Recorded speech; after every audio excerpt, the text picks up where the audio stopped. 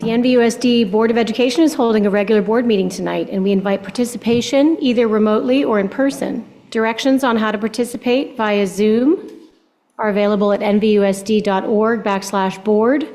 The open session part of the meeting will begin at around 7 p.m. Before going into closed session, the board is available for public comment on closed session agenda items. Mr. Michaels, do we have any public comment on closed session agenda items? There is no public comment on closed session items. Seeing that there are none, the board will now adjourn into closed session.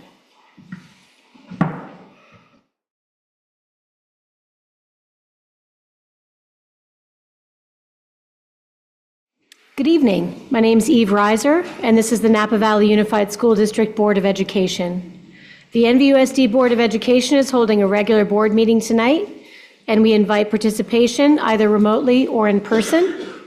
Directions on how to participate via Zoom are available at nvusd.org/board. Interpretation in Spanish is available for tonight's virtual board meeting. Our interpreters are Francisco Mesa and Isidra Mencos. One of the interpreters will now translate the directions on our English channel so our Spanish-speaking families may hear the instructions. Buenas noches, esta es la reunión del Distrito Escolar Unificado de Napa Valley. La reunión de hoy va a tener servicio de interpretación simultánea al español. Para acceder a la interpretación simultánea, en breves momentos ustedes van a ver en la parte de abajo de su pantalla de Zoom un icono del globo terráqueo. Pueden hacer clic allí y escoger el idioma Spanish o español. Si ustedes están en su tableta o en su teléfono móvil, van a ver 3 puntitos en la parte de arriba o la parte de abajo de la derecha de su pantalla de Zoom. Al hacer clic allí van a encontrar la opción de interpretación. Elijan Spanish o español y no se olviden de hacer clic en Done o listo para poder entrar ya en el canal. Muchas gracias. Back to you. Thank you. Can we please start with an attendance roll call from Vera Morales, Executive Assistant? Yes. Student Board Member Graydon? Present. Trustee Reiser? Present. Trustee Shu? Present. Trustee Gonzalez Mares? Present.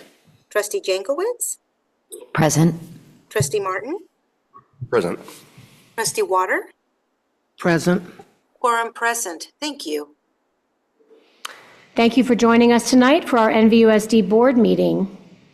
E1, report on closed session. Trustee Gonzalez Mares, do you have a report on closed session agenda items? Yes, I do. In regards to closed session item D1, student discipline, with respect to every item of business to be discussed in closed session pursuant to Ed Code 35146 and 4891220, Government Code Section 49060 and 49078, and the Family Rights and Privacy Act.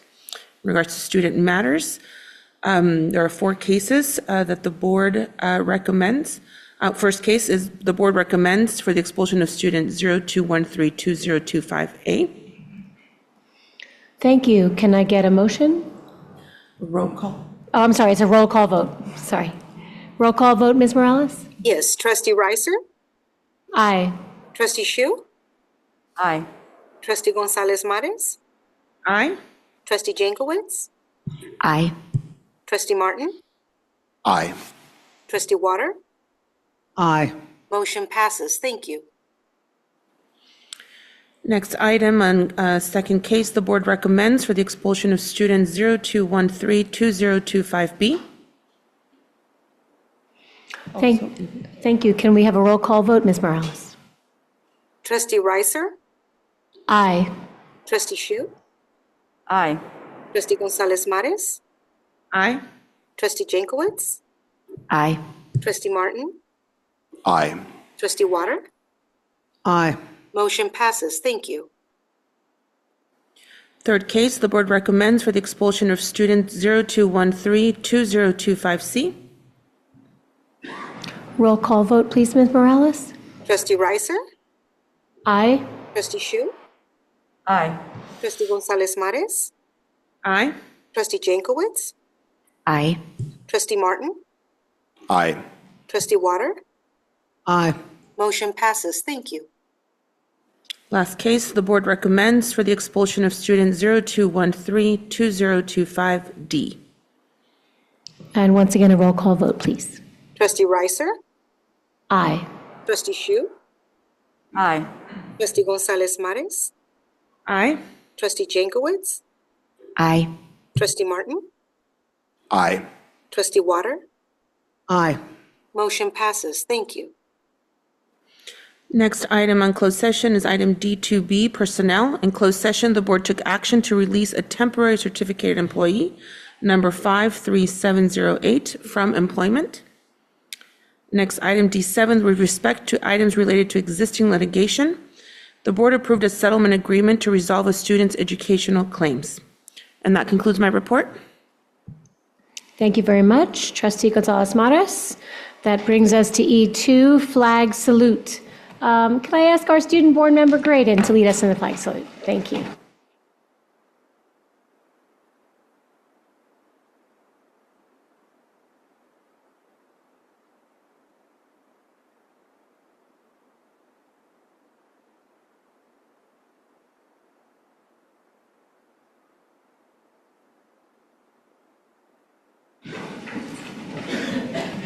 Thank you so much. E3, announcement. This meeting is live streamed and recorded via Zoom and will be archived on the district YouTube channel. For a detailed review of any meeting agenda item, the archive video can be referenced on the district's webpage at nvusd.org. The process for public comment can also be found on the district's webpage. So now we have E4, approval of agenda. Before we approve the agenda as written, I would like to make a motion that we move item J3B and item K5B in the agenda to after H3, superintendent and executive staff reports, and before the consent agenda. We have guests from the Midwest joining us, and we want to respect their time and also the time zone difference. So amended, can I have a motion, please? I'll move to approve with amended. First by Trustee Chu, second by Trustee Water. All in favor? Aye. Opposed or abstained? Okay, thank you very much. And now we have E5, approval of minutes for January 16th, 2025. Move to approve. We have a motion from Trustee Chu, second from Trustee Jankowicz. All in favor? Aye. Opposed or abstained? None. Okay, so next, approval of the minutes for January 22nd, 2025. Move to approve. I'll second. We have a first from Trustee Martin, second from Trustee Chu. All in favor? Aye. Abstain or opposed? Nope. And then January 23rd, 2025. Move to approve. First from Trustee Chu, second from Trustee Jankowicz. All in favor? Aye. Okay, motion passes. Now we have E6, recognition of visitors and employee organizations. Dr. Massetti, do we have any visitors in attendance? Not this evening. Okay, and so now that brings us to F, the recognition of Students of the Month. For American Canyon High School, will Principal Hatton please present the Students of the Month?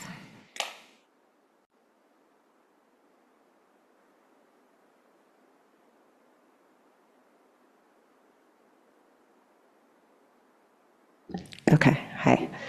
Good evening, Dr. Musetti, President Reiser, Board of Trustees. I'm pleased to present our January Student of the Month, Yesha Sakatani. And as I was reading through, she was nominated by her counselor, Mr. Som.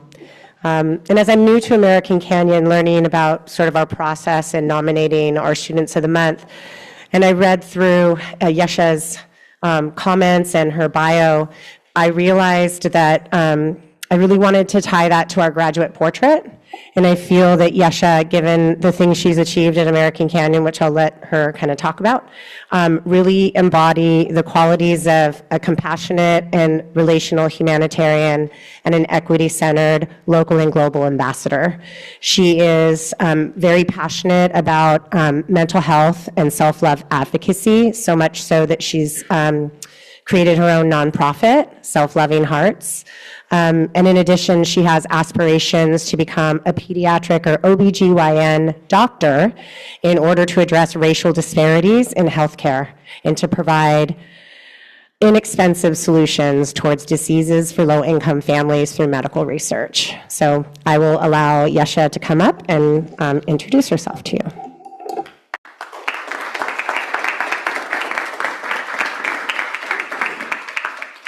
Hi, good evening, everyone. My name is Yesha Sakatani, and I'm so honored to be here today to represent American Canyon High School as the NVUSD Student of the Month for January. I would like to start off by thanking the NVUSD School Board and, of course, Superintendent Musetti for this recognition. This award is just yet another reminder of the progress I've made and the person I'm going to become. And even though I grew up as a really shy kid, being a student at American Canyon High School, I've been given this place to find my own voice and express who I truly am and grow in my passion for my education, my future, and my career. During my time at ACHS, I've been given the opportunity to express my love for science, medicine, and mental health advocacy on campus throughout various initiatives. I'm currently the president of the Red Cross Club, where we currently execute initiatives with NorCal representatives, and we are also in collaboration with the Kareri Red Cross Club in Kenya, providing them support. I'm also the president of the American Heart Association, where recently, for the first time, we recently delivered over 40 letters to Kaiser Permanente cardiologists and patients in Vallejo. I'm also the president of Self-Love in Hearts, which is a chapter of my nonprofit organization dedicated towards self-love advocacy, and we also have another chapter at Spring Valley High School in Las Vegas, Nevada. And I've also been the vice president of Medical Club, and we provide hands-on workshops in partnership with Grand Canyon University to over 70 club members. And finally, I've been vice president of the Active Minds Club, and that is also a club centered towards mental health advocacy. And recently, for the first time, we have been nationally featured by the Active Minds nonprofit. My experience at ACHS has not only prepared me for my future, but has also prepared me to utilize my education and to lead, initiate, and impact. So for example, even though I've been really involved in my community, I've also been involved academically. For example, I took my first college class at Napa Valley College as a freshman, and I remember taking the Intro to Sociology course, and our professor provided us this article about the differences in childbirth care within women of color, and where their babies came out significantly less healthier than their white counterparts. And since then, completing that assignment, I've made it my mission to become an OBGYN doctor and get rid of those racial disparities in healthcare, as I believe every woman deserves a right to equal care, regardless of their race. My future, even though it seems like I've got it all figured out, it's been really difficult. And I just want to honor some people who have been here with me to help me through that journey. So I'd like to thank Mr. Psalm for his guidance and unwavering dedication throughout my high school career, and all of the teachers who have taught me at ACHS for their commitment and passion to advancing my education. I would also love to thank Ms. Hatton for also making these genuine connections with her students. It's definitely very apparent that she wants to make ACHS such a welcoming and inclusive environment for me. And I'll also love to thank the school staff at ACHS and the Wellness Center for allowing me to present my initiatives and be able to normalize the conversation about mental health there as well. And lastly, my parents, Roberto and Nessie Sakatani, for motivating me to accomplish what I once thought would be impossible. It has been an honor to represent American Canyon High School in all of its greatness, and I look forward to American Canyon's future leaders and innovators, and most importantly, building a legacy of change makers, starting with each and every one of our students. Thank you.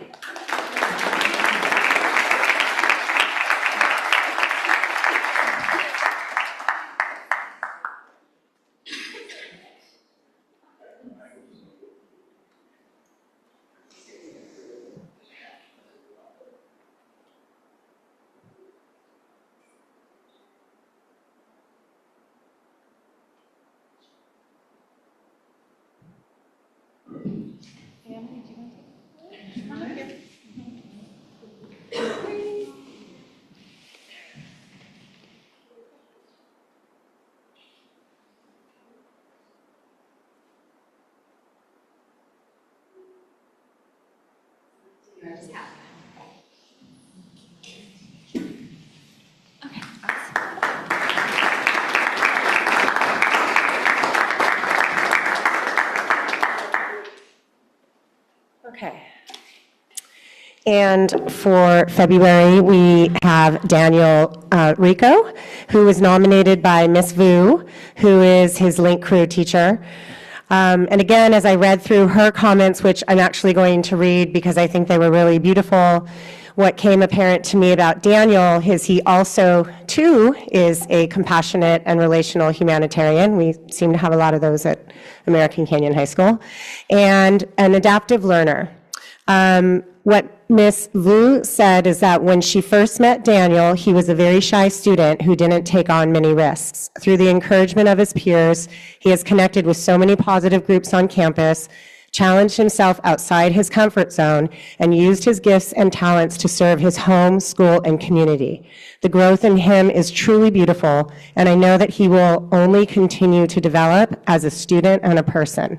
I am so fortunate to have met him and so proud of the kind, competent, and caring leader that he has become. So, Daniel Rico.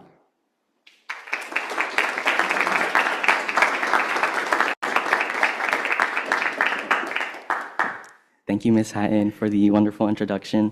And good evening, Superintendent Dr. Musetti and members of the NVUSD Board of Education. I'd like to start off today by thanking all of you for this incredible honor. And I'm grateful today to take this opportunity and reflect on how my time at NVUSD and American Canyon High School have shaped me into the person I am today. These past 4 years at American Canyon have equipped me with the support and an opportunity to help me grow both academically and personally, and I have been fortunate enough to be involved in a variety of extracurricular activities and programs offered at our school that have built my interests and strengthened my own passion for a career in physical therapy. Becoming a part of Key Club my freshman year established my joy for volunteering and giving back to my community. What started as a way to finish my volunteer requirements quickly became a passion of mine, encouraging me to run for president at the end of my sophomore year. Through volunteering at events like the Kiwanis Food Pantry, Crab Feed, and fundraising money for the pediatric trauma program, I saw up front the importance that service had in our community. I am truly grateful for the opportunities Key Club has given me, and I made lifelong friends and connections through our shared mission of learning to lead and serve others. Furthermore, joining the Link Crew program allowed me to take on a mentorship role, guiding our incoming freshmen through their transition into high school. I've helped train new Link Crew leaders and develop new events to support our underclassmen, both inside and outside the classroom, and becoming a commissioner, our 5-hour, 2-week-long training sessions during the summer truly taught me the importance of perseverance and patience. And serving as secretary for the American Red Cross Club further reinforced my passion for a career in health. My enrollment in our school's CTE sports medicine program and its curriculum with hands-on experience taught me how to assess and treat sport-related injuries, where I eventually got to earn my CPR and first aid certification. And with ACHS's dual enrollment program, I have taken 5 dual enrollment courses at Napa Valley College, where I took invaluable skills and information that I plan to use in my future career. As I prepare to graduate in the next 4 months, I plan on attending a 4-year university majoring in kinesiology or biology with a minor in business. I would not be where I am today without the help and support of those around me, so I'd like to take this moment to especially thank my guidance counselor, Mr. Som, for his constant support and encouragement with my 4 years at American Canyon, Ms. Vu for her kindness and inspiration, and all of my teachers that have helped shape my education. I'd also like to extend a heartfelt thank you to Ms. Hatton, whose dedication to our school has truly made ACHS an amazing place to learn and grow. Thank you to my parents, whose commitment to my education has helped me become the individual I am today. And once again, thank you, Dr. Musetti and the NVUSD Board of Education for this amazing recognition.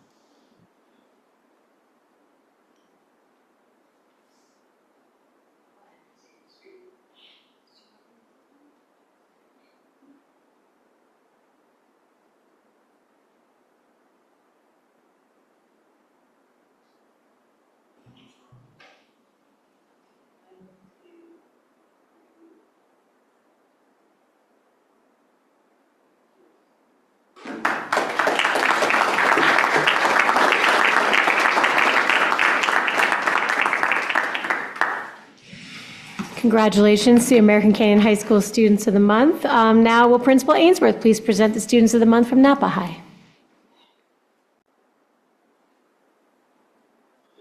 Good evening. It's an honor to be back here tonight. Thank you for the opportunity to honor our students. We have two young men that are incredible representatives of what Napa High does best. First off, we have Natan Chaldeas, who is the epitome of a student leader. He doesn't have a technical title. He's not in some sort of office, but it's funny how leaders just find themselves leading. And Natan is a perfect example of that. No matter where he's at, whatever environment he's in, he tends to find himself leading it. So I'm excited for you to hear from Natan tonight.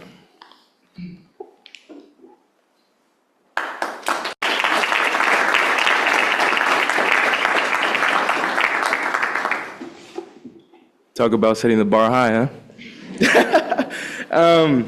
Good evening, Dr. Musetti, NVUSD board and community members. My name is Natan Chow, and I would like to thank the school board for this opportunity and my parents for attending. My parents have always supported me in the toughest of times, and they are a huge part of my determination and my strive for my goals. Thank you to Snow School Elementary, Harvest Middle School, and Napa High for helping me become who I am. Thank you to my teachers throughout the years and the people I've met who've become my friends and those who inspire me to keep pushing towards my hopes and dreams. I've had the pleasure of being a part of Napa High football, Key Club, and AVID programs, of which I'm honored with the role of setting the foundation or contributing to something bigger than myself. Sorry. Through these programs, I've become humble, disciplined, and a hardworking man before you. Through these programs, I've connected with my community through community service and proudly own my communication and leadership skills, allowing me to speak here today bravely. I've always pushed myself to do the best in anything I try because I feel it right for me. I did so when I became captain of the football team and was also named All-League in my position group last year, which was no easy feat, and it came with its sacrifices. I've tried to do so whenever I take a hard AP class like AP Chemistry, AP Lang, and my MVC courses, but even if I'm only human, I will never be satisfied with the results. I've made plenty of mistakes and learned many lessons, but I'll never learn how to give up. Came up with that myself. I plan to carry these skills to Sacramento State, where I will study finance, undoubtedly with more demanding challenges and adversity like I've never seen before. As always, I will face these challenges with my strength and the support of others, just as I have before. Thank you all again for your time and this recognition.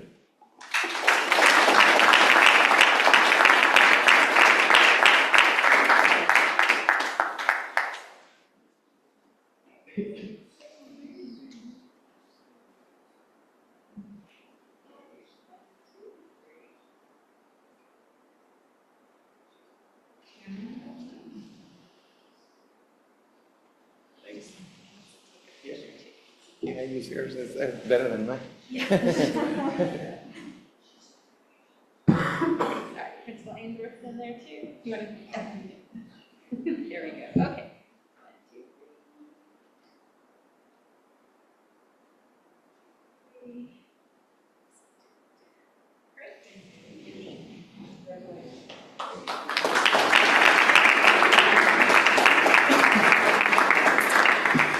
All right, so next we have, I think, what I can only describe as one of the most authentic people I've met at Napa High, but I think one of his teachers described him best as one of the most fearless learners that he's come across in his years. Roger Chacon has just been involved in just about everything. You see him as our concert master. You see him participate in all our instrumental music. He plays multiple instruments. He's incredibly talented in what he does. He's beloved by his friends, by his teachers, by his peers. And again, just one of these young men that Napa High has put him in a place, and he rises to every occasion to lead. And I look forward to what his future holds before him. So here's Roger.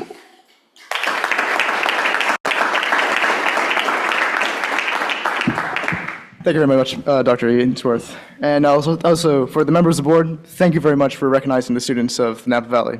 It's really great that you guys are doing this. Talking about recognition, I want to thank my parents, who are also both here today, for making me the person who I am today. Now for the district itself. Let's start with Browns Valley Elementary. Browns Valley Elementary, the first institution I was associated with, introduced me to the system and the social life that I've developed outside of my home. In addition to basic education, it taught me what to expect from people with vibrant personalities and different values and how to interact with one another. Harvest, the midpoint, the middle school that recently closed, was the oddball.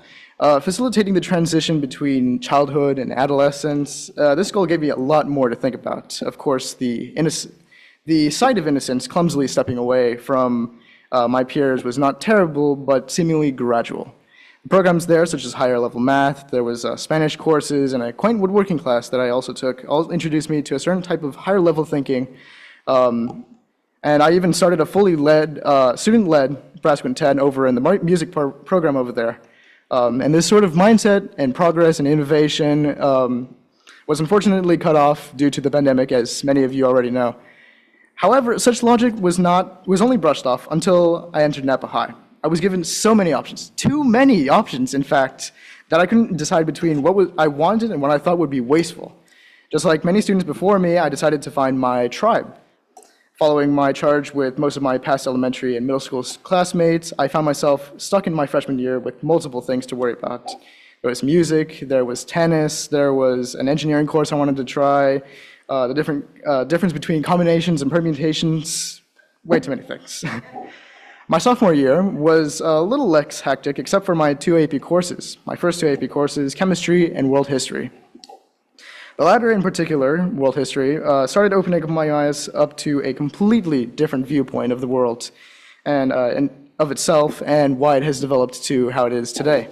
As for my junior year, it was probably my hardest year by far. 4 APs, it is quite a feat, but it's pretty doable. US history gave me an insight as to the construction of our nation. Physics presented me with a new idea of utilizing math to describe motion. Pre-calculus refined my trigonometry and algebra skills, and English language composition taught me how to make better argument papers. Amidst that, I also got to enter myself into my marching band's leadership program. As Dr. Ainsworth mentioned, I'm currently a concertmaster and a senior assistant drum major with our band program.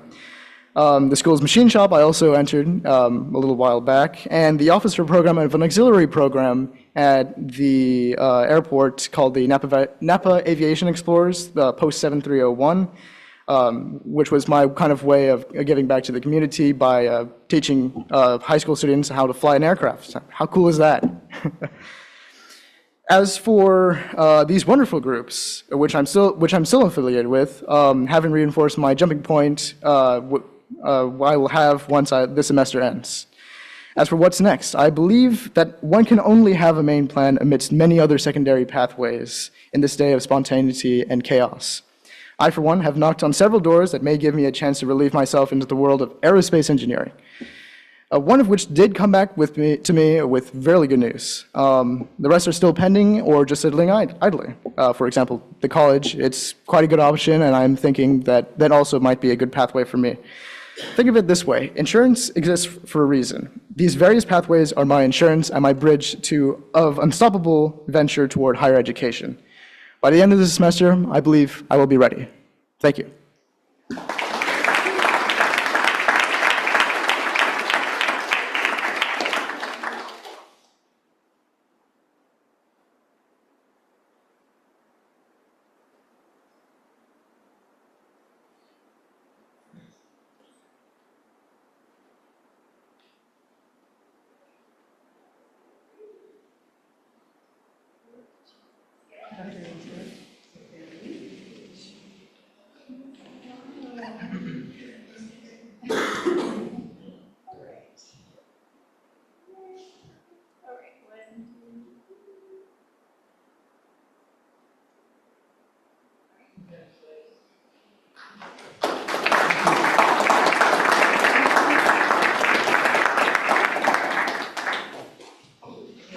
Thank you so much, and congratulations to all of our students of the month. Now we are on to G, public comment on non-agenda items. Trustee Gonzalez-Mares, did we receive any public comment on non-agenda items via email at publiccomment@nvusd.org? No public comments on non-agenda items were submitted via email at publiccomment@nvusd.org before 8 a.m. this morning. Okay, thank you. We do have public comment in the boardroom. First, Ms. Kimberly Meneser, sorry. Thank you. Oh, tough act to follow. I'm on the other end. I'm here representing my 3.5-year-old, and I hope he grows up to be as capable and the conscience of these young people. So thank you for having me here tonight. I am here to talk about the district transfer policy, the open enrollment transfer policy. As I mentioned, I have a TKer, or pretty soon to be TKer. And so I want to address some concerns I have about that. First, I want to acknowledge the obvious, that this is the first year TK is universal. You guys have a lot thrown at you. We didn't register our children when they were born, so it's kind of a let's see what happens and who shows up. So I respect the situation that y'all have and the challenges that are presented by it. I also want to acknowledge the district staff that in the face of what I'm sure many frustrated parents like myself and have always been very gracious and trying to be helpful. So I wanted to respect that. That being said, I think the district transfer system is inherently unfair. It is a system which favors those in high-performing schools, guaranteeing and protecting a coveted spot while they wait to see if something better comes along. And then in the meantime, other families are left outside hoping for a spot at the table. I believe in the concept of neighborhood schools and did not make the decision to transfer lightly. I can make a strong argument against open enrollment altogether, but don't have the time for that today. However, our homeschool test, which is McPherson, tests the lowest amongst the lowest in the district on all subjects, math, English, and science. The school has been failing since I was in elementary school in NVUSD 30 plus years ago, and simply it's not going to be a school my son's going to attend. According to the district website, more than 65% of the student body are not fluent English speakers. From my experience, this usually means that the parents speak very limited English at home. And as a parent, I'd be unable to communicate with the majority of the other families and parents my son attended. That said, I embrace the diversity of our community. The schools we applied to transfer were both the immersion programs in the NVUSD, where they do rely on a balance of Spanish and English-speaking children as a core part of the learning process. That's one of the reasons why I chose it. However, there's a significant difference between a curriculum designed to collaboratively teach language skills and other subjects from an English-based curriculum dragging the students along. This mold has shown not to be effective, and I will not put my son in the middle of that. We are waitlisted for both schools. I've seen no movement on our first choice and still sit at 22nd on our second choice. And that's the roll of the dice. That's not what I'm here to complain about. But they're not our only choices. I want to attend a school with the best learning experience for my son and one with the school community that we can be involved in and build relationships. I have inquired the length of the wait list at other schools that may not be as in such demand, if you'll indulge me, please. I have been denied that information and told to check back in May. That just doesn't work for the wait list with the other private schools, as well as the daycare, the after-school care. If the only choice we have is McPherson, we will attend a private school, but that has to be decided beforehand. There's no reason not to make the length of the wait list public. If I were to change my application, I would know where I'm on that list because it's reported in the system. If you'll just indulge me. Well, we're past the 3-minute time limit quite significantly, so thank you very much. So I'm going to ask, I have the staff member, the Assistant Superintendent of Business and Operations, Enrollment Services falls under him. He's going to go ahead and take your name and talk to you specifically. I am not the only parent who's blank.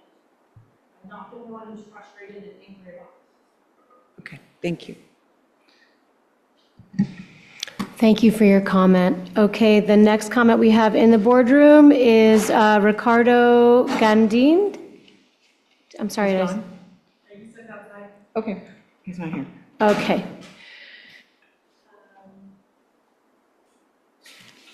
Sorry, now I need to transition off of there. Okay, is there a public comment online? I think we don't have. Is there any public comment online? No, we do not have any public comment online. Thank you, Mr. Michaels. Okay. So now that brings us to H, reports. Number 1, Board of Education and Student Board Representative. Student Board Member Graydon, would you like to kick us off? Of course. Good evening, everyone. We are officially in the full swing of track season. A lot of pain, fun, and tears coming up as it is my last time ever doing a sport in high school. I actually just left from practice, and today definitely pushed me to my limit with the famous Cliff Special, which was a lot of legs and core, so I'm expecting to be a little bit sore tomorrow. On January 22nd, I participated in an NVUSD Advisory Council meeting where we discussed and began to plan some future district activities. On January 24th, I participated on a panel at Camille Creek Community School where we discussed our experience as students within NVUSD for Leadership Napa Valley. I also want to thank the Camille Creek culinary students for baking us cookies and creme brulee. On January 30th, I spent all day at American Canyon High School speaking to the 8th grade classes about leadership and AVID. As much as I love leadership and AVID, I must say I give props to teachers because speaking about the same thing all day was absolutely exhausting. On February 4th, I attended my childhood friend's senior night at St. Patrick St. Vincent High School, which meant a lot to me because I have known her since we were first graders, and now we're seniors getting ready to go out into the world. On February 6th, I cheered and moderated our American Canyon High School's boys varsity senior night basketball game, which we won against Vintage.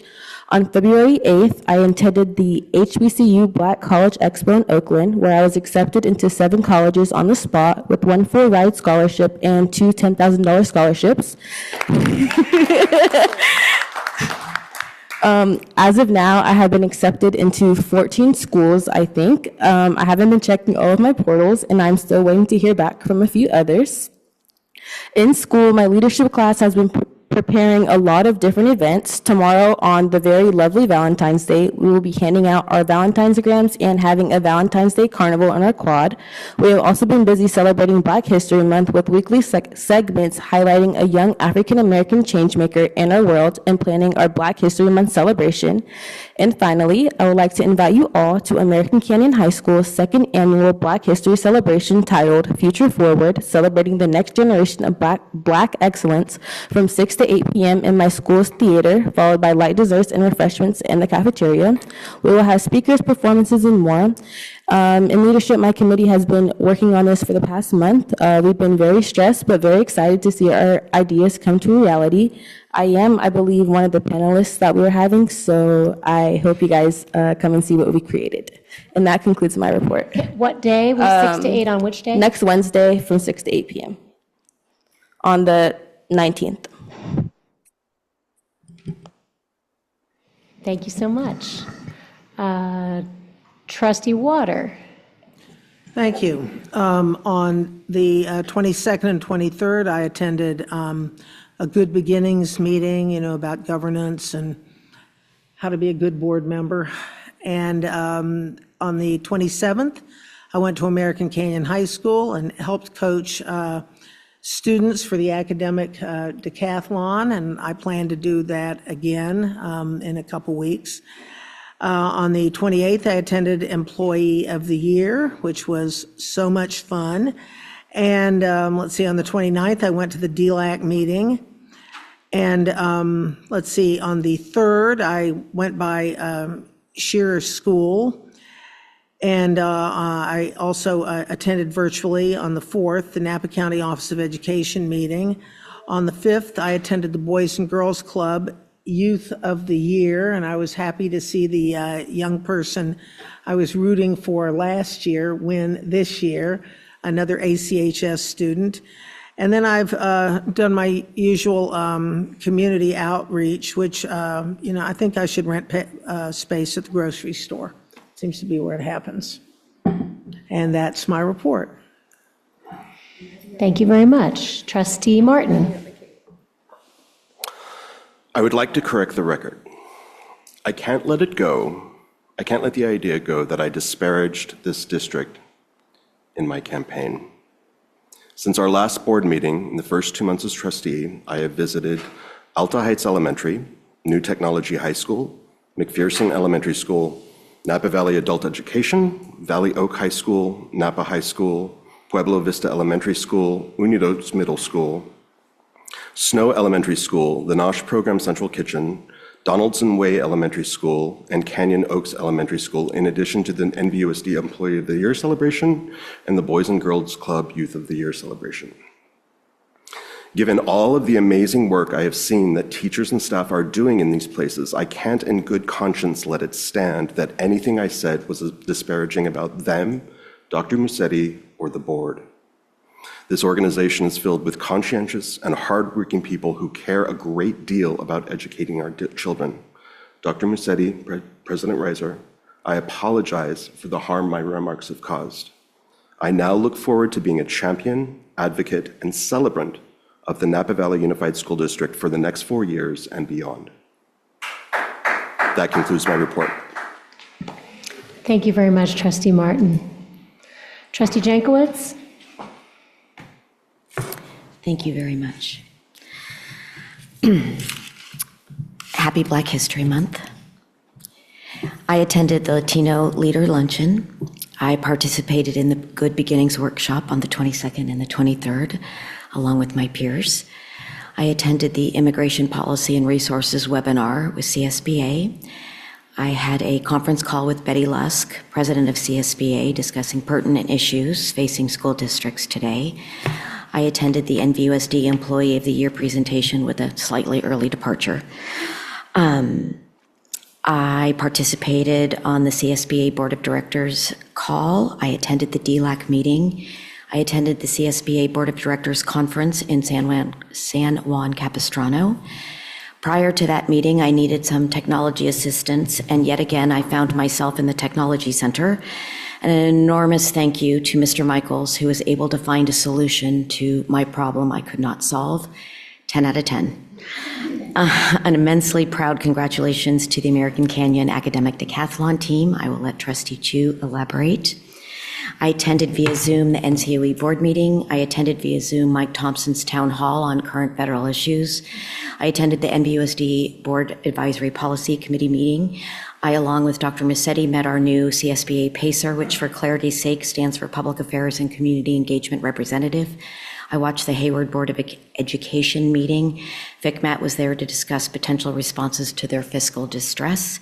And I continue, like Trustee Water, to engage in community meetings and phone calls with people interested in our education issues. And that concludes my report. Thank you. Trustee Gonzalez-Morris? Thank you.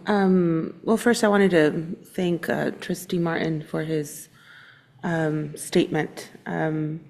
I think it is quite exemplary to have someone join our board and look at everything that we've done here and just retract some of the statements. And I just really appreciate that. And I think it goes to show to the rest of the community that in many ways, read or talk to someone and it's just not the full story. And you have a very powerful front row seat to see the actual work. And so just really wanted to take a moment and appreciate you for saying that publicly, which is not an easy thing to do. So thank you very much, Trustee Martin. That being said, I since our last board meeting, very similarly, I participated at the Latino Luncheon Roundtable where there was law enforcement present with an immigration lawyer just talking about the issues facing our immigrant community, which includes a large portion of our student body and their families. On the 29th, I participated in our board advisory curriculum, and student support committee, which we'll see that in our agenda today. Really just humbled by the parents' voices at the DLAC meeting on January 29th. Parents in law enforcement present again to talk to our parents about our students and specifically our immigrant students. And I too, congratulations to the employees of the air. I saw that online via Zoom. Thank you, Trustee Chu, for making sure I had the right link. And everybody sparkled, but nobody sparkled like Ms. Dana Page here, our Assistant Superintendent. So just really proud of our employees and our staff, and just thank you for creating that moment for them. And that concludes my report. Thank you. Thank you. Trustee Chu. Since the last meeting, I attended the governor's budget workshop along with Dr. Musetti, all of our assistant superintendents, and our union leaders. That was a lot of budget and a lot of numbers.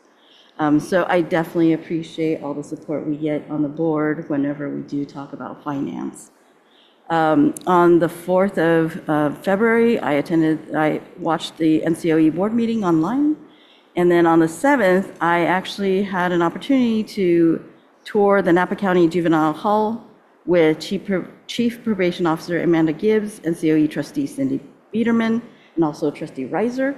It was a wonderful, wonderful experience to really have a deeper understanding of what Juvenile Hall is now. It has definitely evolved to be much more supportive of our youth, and they just need the extra help. So kudos to Chief Gibbs for making all that change there.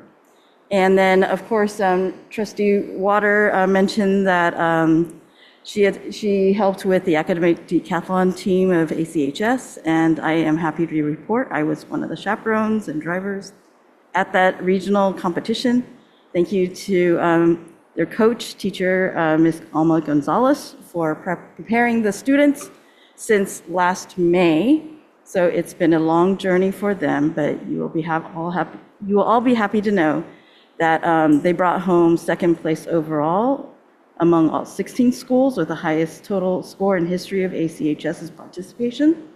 They got third place in their team super quiz. Is kind of like a quiz show kind of fun event that everybody gets to watch.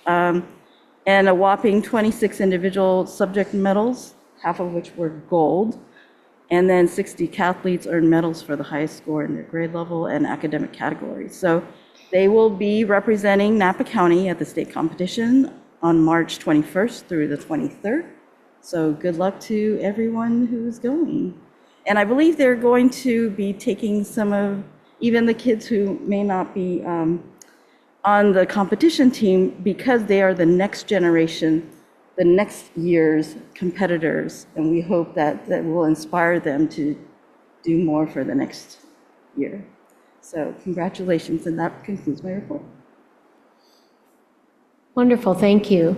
On the January 22nd and 23rd, I too participated in the Good Beginnings CSBA governance workshop. It's a great way to strengthen and keep strong our collaborative relationships as a team, and clarity on our protocols and agreements as we function together as the governance team. On January 29th, I attended our DLAC meeting, the focus on immigration and law enforcement.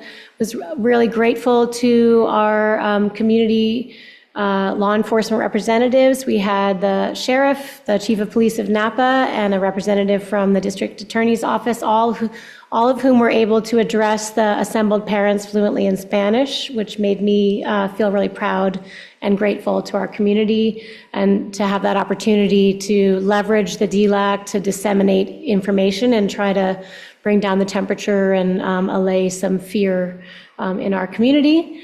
On February 1st, I attended the Acapella Extravaganza, which is a really fun annual event that involves all three of our comprehensive high schools here in Napa, hosted by Napa High School Vocal Music Workshop, but ACHS public display of acapella, and also the Vintage High School Acapella group perform, along with groups from Cal and Stanford, and then a professional headliner. I found out, or I guess I knew and then forgot, that it was started by ACHS Fire Director Jamie Butler 10 years ago or so. So we owe him a debt of gratitude that that's still going, and it's a fun event. On February 5th, I attended the Boys and Girls Club Youth of the Year celebration, which is just an amazing, affirming and inspiring event. Congratulations to Melody Carmichael, our ACHS Youth of the Year winner, or our Boys and Girls Club Youth of the Year winner who attends ACHS.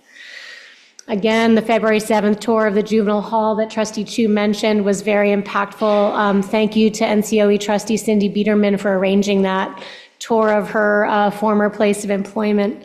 nothing like having an insider's tour to really, reveal and get you access. And to our Napa County Chief Probation Officer, Amanda Gibbs, a really inspiring example of compassionate care and visionary, changing the structure to better serve our youth. I was really impressed and grateful for that opportunity.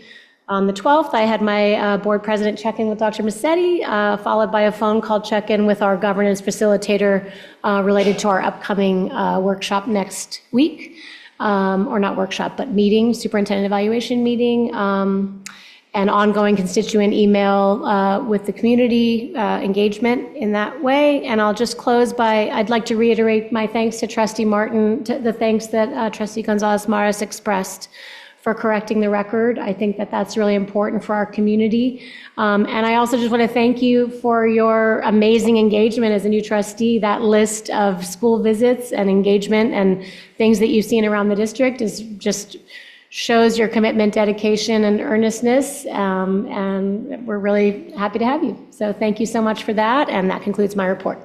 Kicking it to Superintendent. Not yet, Board Representative. Oh, I'm sorry, Board Representative Committees. I keep wanting to skip that one. So we have the Special Education Committee Community Advisory Committee. They have not met. City of American Canyon Liaison Representatives? We have not met. City of Napa Liaison Representatives? Have not Have met. not, Town of Yountville Liaison Representatives? have not met. Okay, and now H3, Superintendent and Executive Staff Thank you, Report. President Reiser. So good evening, NVUSD trustees, staff, and community. I want to echo, there's just so many wins here for American Canyon High School this year, Youth of the Year, and then the Academic Decathlon coming off all of your successes, Student Board Trustee grade, and congratulations on all those acceptances. That's quite the accomplishment. So the beginning of 2025 has flown by as our district remains focused on improving academic outcomes for students and keeping all of our students safe. I want to take a moment also to recognize and honor Black History Month is here in NVUSD this February, so we look forward to our schools celebrating and honoring Black excellence in the community. Over the past few weeks, I've been hyper-focused on 4 strategic plan strategies. Tonight, I'd like to share with the board and the community the progress being made. Strategy number 3 in the strategic plan, building a comprehensive assessment framework and culture of student data use. Dr. Reddy and Executive Directors Matt Manning and Dr. Peter Abu and myself have met with small groups of principals to engage in focused dialogues about improving student achievement levels in both English language arts and mathematics. We've discussed principals' action plans as they respond to their STAR winter assessment results and use this data to prepare for our state accountability measure in California, known as the CASP. We are referring to these learning sessions with our principals as NVUSD data dialogues. The purpose of the NVUSD data dialogues is to collaboratively engage district and site leaders in data analysis, target setting, and progress monitoring to ensure prioritization of budget, staffing, and actions that lead to steady growth on our strategic plan indicators, specifically CASP, ELA, and math measures. Our theory of action here is that if we identify clear targets and actions aligned to CASP, ELA, and math, using the STAR assessment as a progress monitoring tool, then we will strengthen our capacity as leaders to engage in aligned, sustainable, and actionable next steps that result in increases in student achievement levels. Our NVUSD principals have done a stellar job developing their action plans that will be implemented during the spring.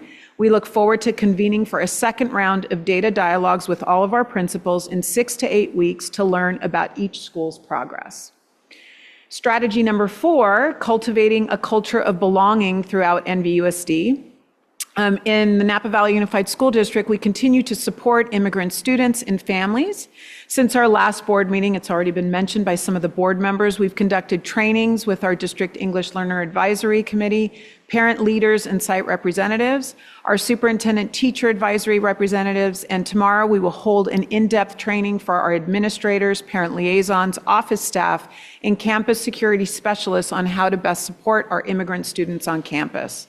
Through these trainings and ongoing conversations, our organization feels very confident and committed to ensuring that NVUSD immigrant students and families feel safe and that they belong in the district. Strategy number 7 in the strategic plan, which is developing a comprehensive approach to improving school and district safety. I want to thank our technology team led by Jordan Michaels, our student services team led by Rupi Bhatti, and specifically our emergency services coordinator, Johanna Navarro, who are working closely with me to research and prepare for the adoption of security alert systems that will integrate with our new public announcement systems that are being installed in all of our schools. As the board knows, over the last couple of years, we have focused on fencing, security cameras, and standardizing our emergency response protocols across the district. Over the next several weeks, beginning with the Facilities and Technology Board Committee meeting on February the 18th, we'll begin to discuss the next level of security and safety projects district-wide. Strategy 15 in the strategic plan is deepening our governance framework. I also want to take a moment to appreciate the board's investment of time into the California School Boards Association Good Beginnings workshop over 2 very long evenings. Like we have always said here in NVUSD when it comes to governance, one new member on the governance team makes a whole new team. So it becomes really important that we always revisit our governance norms, our policies and protocols like President Reiser mentioned, whenever we have a new trustee on the team in order to ensure that the governance of the district remains effective and student-centered. And I think your public statement, Trustee Martin, is an extension of that Good Beginnings workshop. So thank you for doing that this evening. Lastly, I do want to express my enthusiasm and excitement about a new partnership that you'll hear about shortly between the STARS College Network and the Napa Valley Unified School District. Tonight you will hear a presentation and also be asked to take action on a memorandum of understanding that formalizes the partnership. For the record, STARS stands for Small, Town, and Rural Students, which we know is the geographic and demographic reality of our students here in NVUSD. As you might be aware, I serve as one of the superintendents on the College Board Superintendent Advisory. Early this year, I was in New York at the fall convening where the college and where, I'm sorry, I've got these new glasses and I'm struggling a bit. At the fall convening where college and university enrollment and admissions leaders from across the country were invited to collaborate with K-12 public school superintendents like myself. The purpose of this session was to find ways to strengthen the connection between colleges and universities and K-12 public school systems so that we can continue to increase college attainment for historically underrepresented student populations. Through this meeting, I had the pleasure and opportunity to connect with an amazing university leader, Mr. Jim Nondorf, who serves as the Vice President and Dean of Admissions and Financial Aid at the University of Chicago. Go Maroons. Mr. Nondorf has also served as a key leader in the establishment of the STARS College Network. You will hear from him later tonight. The connection Jim and I made during that meeting in New York has led to a partnership that has tremendous potential to close opportunity gaps for so many of our amazing students, like the amazing students you heard here at the beginning of the meeting at the podium. By providing direct access to resources, college advising, and the colleges themselves through student and staff fly-in and drive-in visits, we will empower our students to pursue their higher education goals while bridging the opportunity gap. Students need us, the school district, to expose them to transformative opportunities and experiences at prestigious colleges like the ones in the network, so that they can imagine possibilities and realize dreams of college attainment that are actually accessible to them. We are incredibly proud to be the first TK through 12 school district in the nation to pilot this innovative program formally and at scale, so more to come on that shortly. But before I pass it on to the assistant superintendents, I want to reassure trustees Chu and Water that the University of California, Berkeley is one of the universities in the network. Go Bears. Go Bears. And Northwestern, yes, we've got quite the representation here at the dais. And that other elite college in the Bay Area, I think it's called Stanford, also is part of the network and could be an option for our students if they decide to pursue being a potential cardinal. So with that, I'm going to pass it on to our assistant superintendents. We'll start out with Assistant Superintendent Dana Page, who oversees the Human Resources Division. Is UCLA on that list? The Bruins didn't make it in the network. Oh, ouch. Okay. Well, good evening, President Reiser, Board of Trustees, Student Board Member Graydon, and Dr. Massetti. Our second employee climate survey launched successfully on this Tuesday, February 11th. This survey, conducted by Qualtrics, was sent out to over 1,800 employees. The survey questions address the topics of well-being, resilience, support, alignment, balance, tenure, belonging, and safety. Overall, it will assist us with the data sought for our current strategic plan indicators nested within a nurturing place to learn and work. Employees have until Friday, March 7th to take the survey, and to date, we've had just over 27% of our employees already take the survey. Once we have the data collected, we will be able to compare with the prior year, last year. So the first time we'll have some comparison data to look for trends and identify the impact of decisions and steps taken over the past year. Tonight on the board agenda, you will see the resolution to release temporary certificated employees. While this is an annual process and not a surprise to our temporary employees, it is nonetheless difficult to know that your assignment will be coming to an end this year and that the district may or may not have a position for you next year. I would like to take a moment to thank all of our temporary employees for your contributions during your time with NVUSD. While your temporary position is ending at the end of the year, this does not diminish the positive impact you've had on your students and colleagues. Your hard work and dedication are deeply appreciated. Over the course of the next few months, we will be urgently seeking confirmation of special funding, leave requests, and staffing needs, which would allow us to bring back as many temporary employees as possible in temporary or whenever possible into permanent roles. Thank you, and this concludes my report. Thank you, Assistant Superintendent Page. And as a Bruin, I just remembered that the Trojans are in the network, so that might be painful for you. Okay, Dr. Monica Reddy, who is the Assistant Superintendent of Instructional Support Services. Good evening, President Reiser, Board of Trustees, Student Board Member Graydon, Superintendent Dr. Massetti, and the NVUSD community. Later this evening, Dr. Abood and I will provide a report on the Local Control Accountability Plan, which includes mid-year outcome data and action, so I will keep tonight's staff report brief. I will share two updates that highlight our focus on using student data to support learning, progress, and achievement.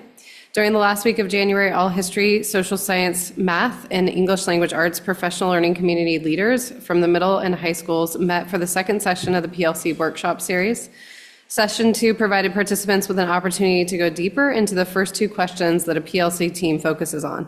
What do we want students to know and be able to do, and how will we know if they learned it? Science and world language leads are scheduled for Session 2 in early March, and in the coming weeks, middle and high school principals will work closely with their secondary PLC leaders focused on their current data cycles by attending PLCs and providing ongoing support. The instructional services team, with the support of the data and assessment team, are making progress with the development of a comprehensive assessment system that supports early literacy. Senate Bill 114 outlines new state requirements to screen all students in grades K2 for reading delays, including dyslexia, beginning in the 25-26 school year.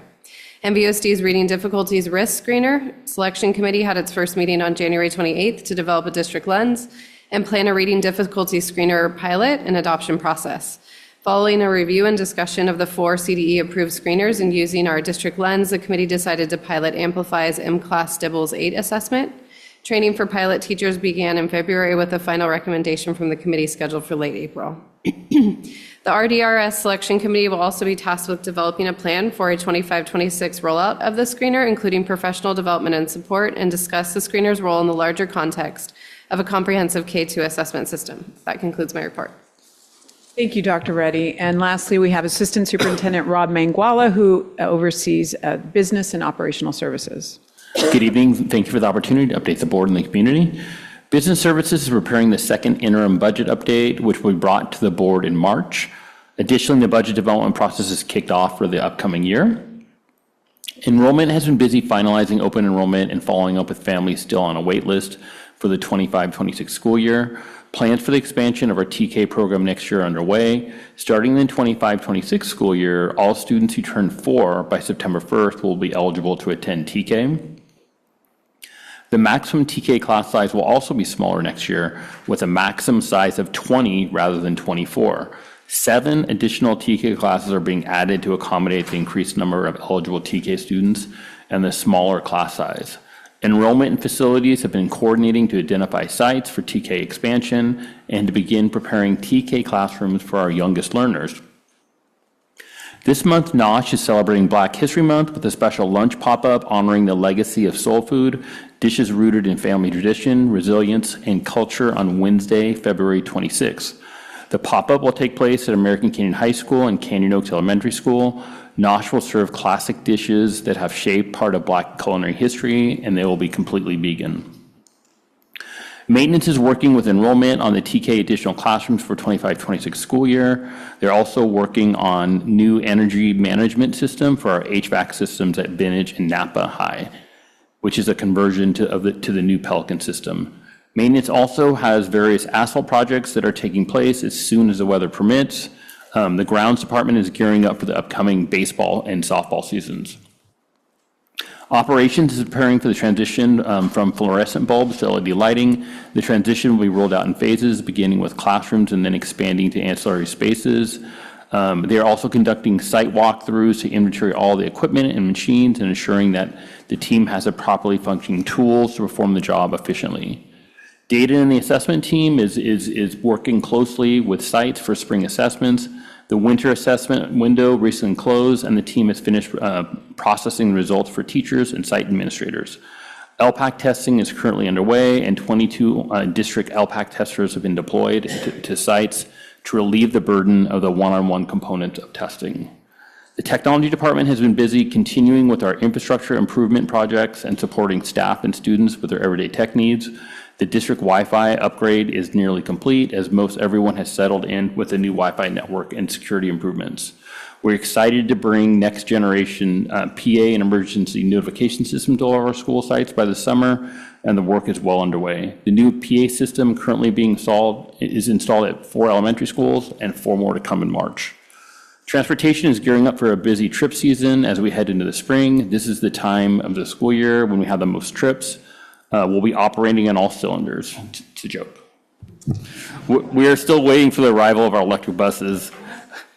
They won't have cylinders, by the way, and they'll be delivered in late March. This concludes my report. Thank you so much, Assistant Superintendent Manguala. President Reiser, that concludes staff reports for the evening. Thank you so much.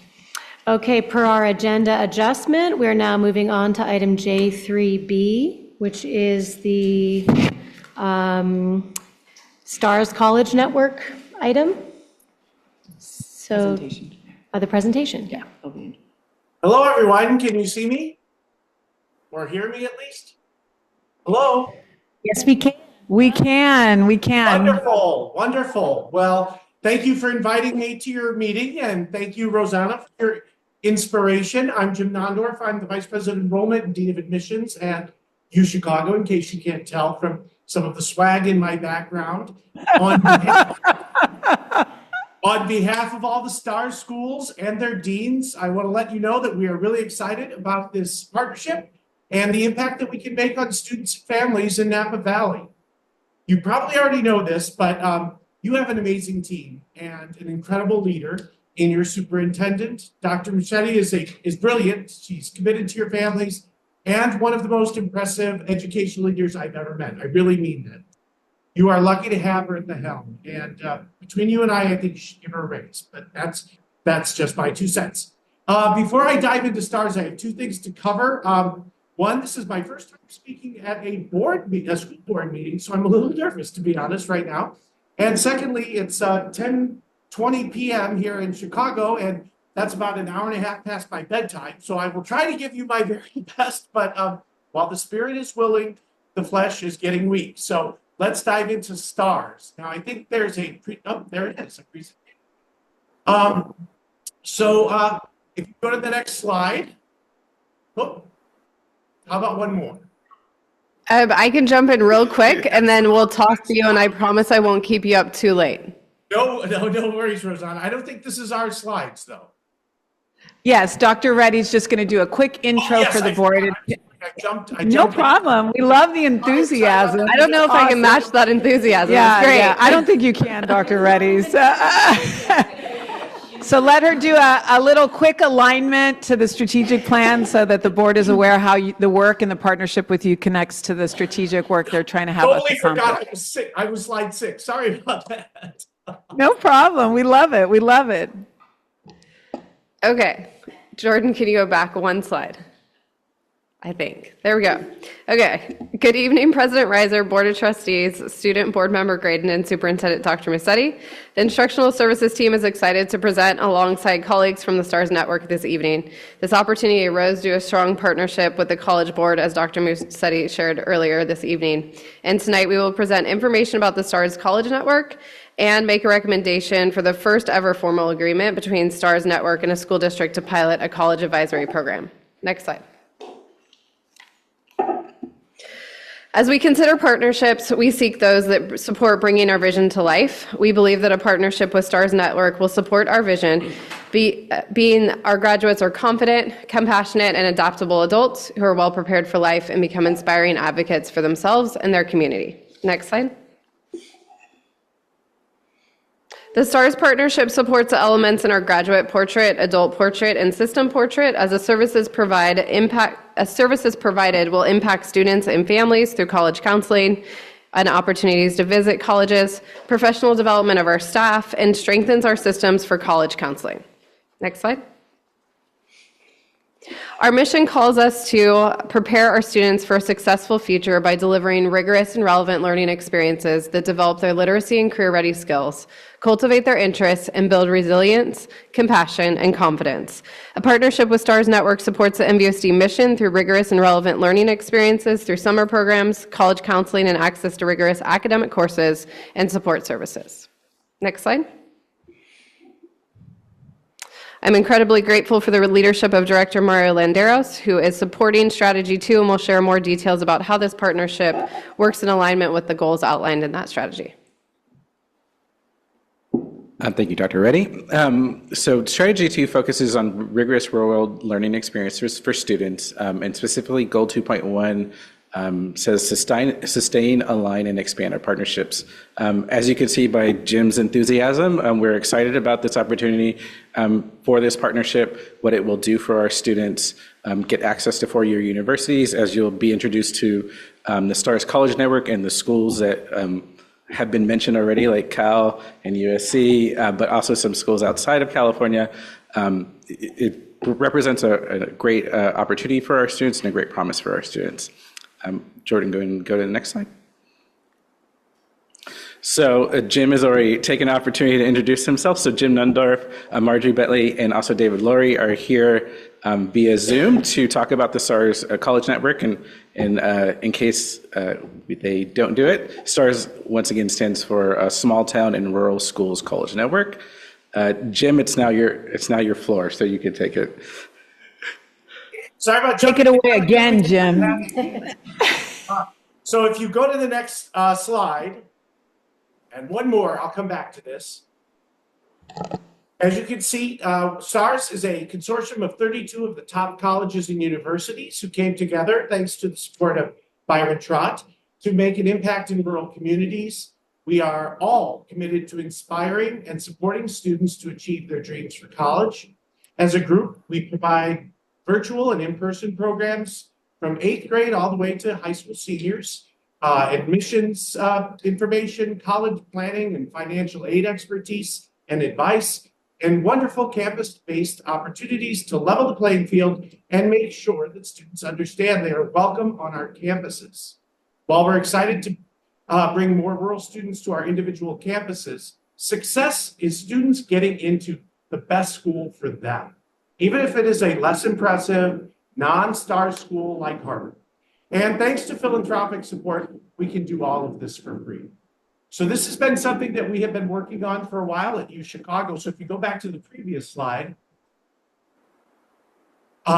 we've been doing the small town schools talent search for about 50 years at UChicago, eventually moving on to the Odyssey program where we went no loans for students, then launching eventually No Barriers, where we set income amounts for students so that they would know that if their family made under $125,000, they would go tuition free, and launching a host of programs that really were meant to level the playing field for all students. But to be honest, I think it was primarily focused on major metropolitan areas because that's where most highly selective schools spend their time.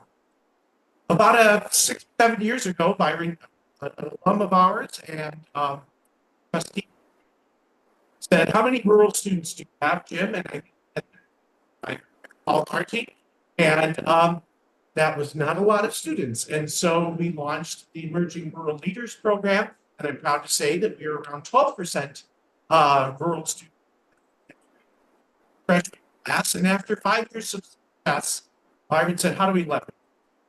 So we launched STARS. Every providing funding for outreach and have a STARS director at each of the 32.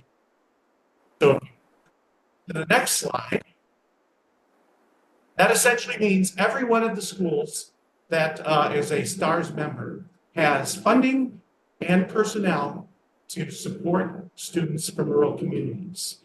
And our next evolution is the partnership we are hoping to develop with NAPA, which is providing additional and selective college advising, 8th grade all the way through 12th grade partnership. So this is going to be both a hybrid model where we're assigned to NAPA school district and they come and visit, and also provide individual one-on-one advising throughout their years of high school. What's really great, though, is all of those other programs that I was just describing. Every school has some of those. We have a program called Adelante, as an example, which is for Hispanic students. All the programs, access programs that we have at any of the 32 schools will be brought to bear and can be leveraged by students and families in the Napa School District. So I really exciting. We want your best and brightest. I'd love them all at U Chicago, but I can't support them all. So it's kind of the others or any top with their graduate and their success.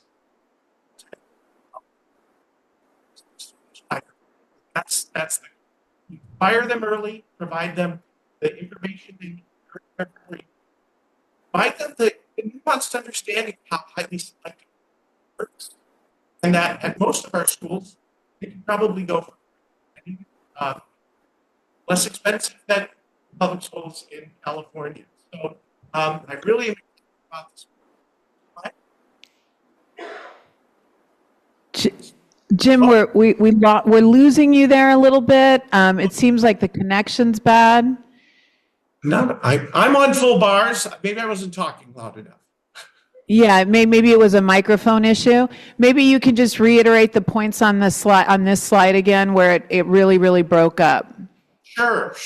So the extension of the STARS collaboration will now be kind of individual one-on-one opportunities for college advising throughout high school, leveraging infrastructure that is free for students who may need to take an additional math class or prepare for and be good at tutoring. There's a whole host of things that students can do during their 4 years of high school to make them more competitive in the college admissions process, especially at highly selective schools.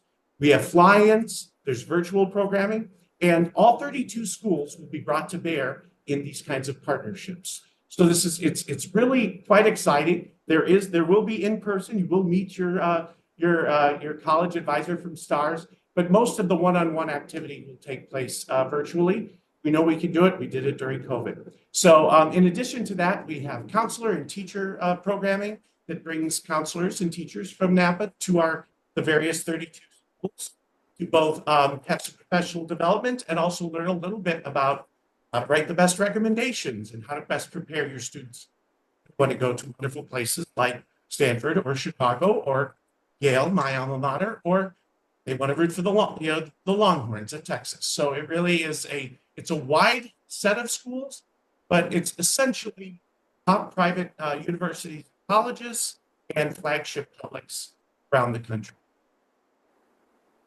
Next. Oh, and that I guess I'm trying to be brief for you all. So I'm happy to answer questions, go into more details. I wanted to give you a very high-level overview of this. It is both exciting for us to partner and also will be our first school district partnership that we have.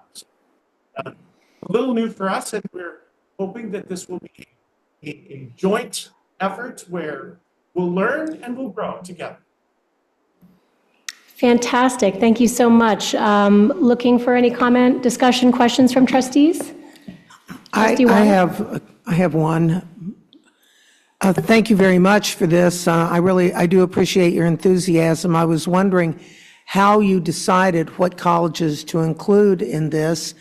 And I don't want to get my husband in trouble, but I was wondering if you had approached University of Virginia, because they are perpetually lamenting the lack of lower income students at their university, and it seems like they would be a natural to take part in this. So, as I was mentioning, what really has enabled all of this at our schools is philanthropic support. It's come from Trott Family Philanthropies, and we launched initially with 16 schools, and the list of schools was a combination of schools that where they were already committed to rural and small town activities at their individual institutions, or where there were connections to the other philanthropic efforts of Trott Philanthropies. So they actually have a program called Rooted, where they place counselors in individual schools. Byron's from Missouri, and they do that in Missouri and Oklahoma and Texas and Arkansas. And so it was kind of a combination of spreading across the country the right mix of, quite honestly, prestigious schools and willing flagships. And financially, it really matters. We want to make sure that any students who are admitted are able to attend. And so most of the private schools are meet full need, and many of us are no loans. So, for many of your students, if they're admitted to Yale or Columbia or Chicago, it will be free for them to go. Okay, well, thank you. You're welcome. I want to thank you very much for including the students of Napa Valley. There's never been a more critical time to elevate opportunity for those students that are so capable and competent and talented, and whose only obstruction may be limited access, understanding, or financial hurdles. This not only benefits the rural students selected, but it opens the doors of understanding for entire communities. It creates opportunities for conversations focused on education. It validates our youth and the importance of them being able to choose their own path despite the challenges you have mentioned. And in an environment where we hear about many doors closing, I want to express gratitude for you recognizing what doors need to be opened. And I want to express gratitude for recognizing the bigger picture and creating a program that supports that vision. So from all of us at Napa Valley, we are very, very excited. Not quite as excited as you are apparently, but we will get there. I may have had a Red Bull to stay awake, so that,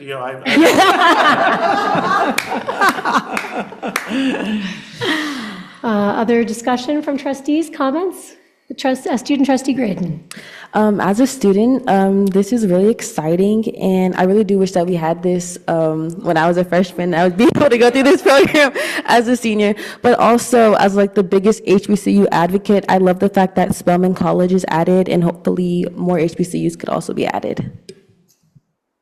We are definitely considering expansion, and actually the major issue is, I think when we see the results, and hopefully we'll have huge ones in Napa, that sometimes inspires philanthropists to grow their support. So wish us luck. Thank you. Good luck. We do.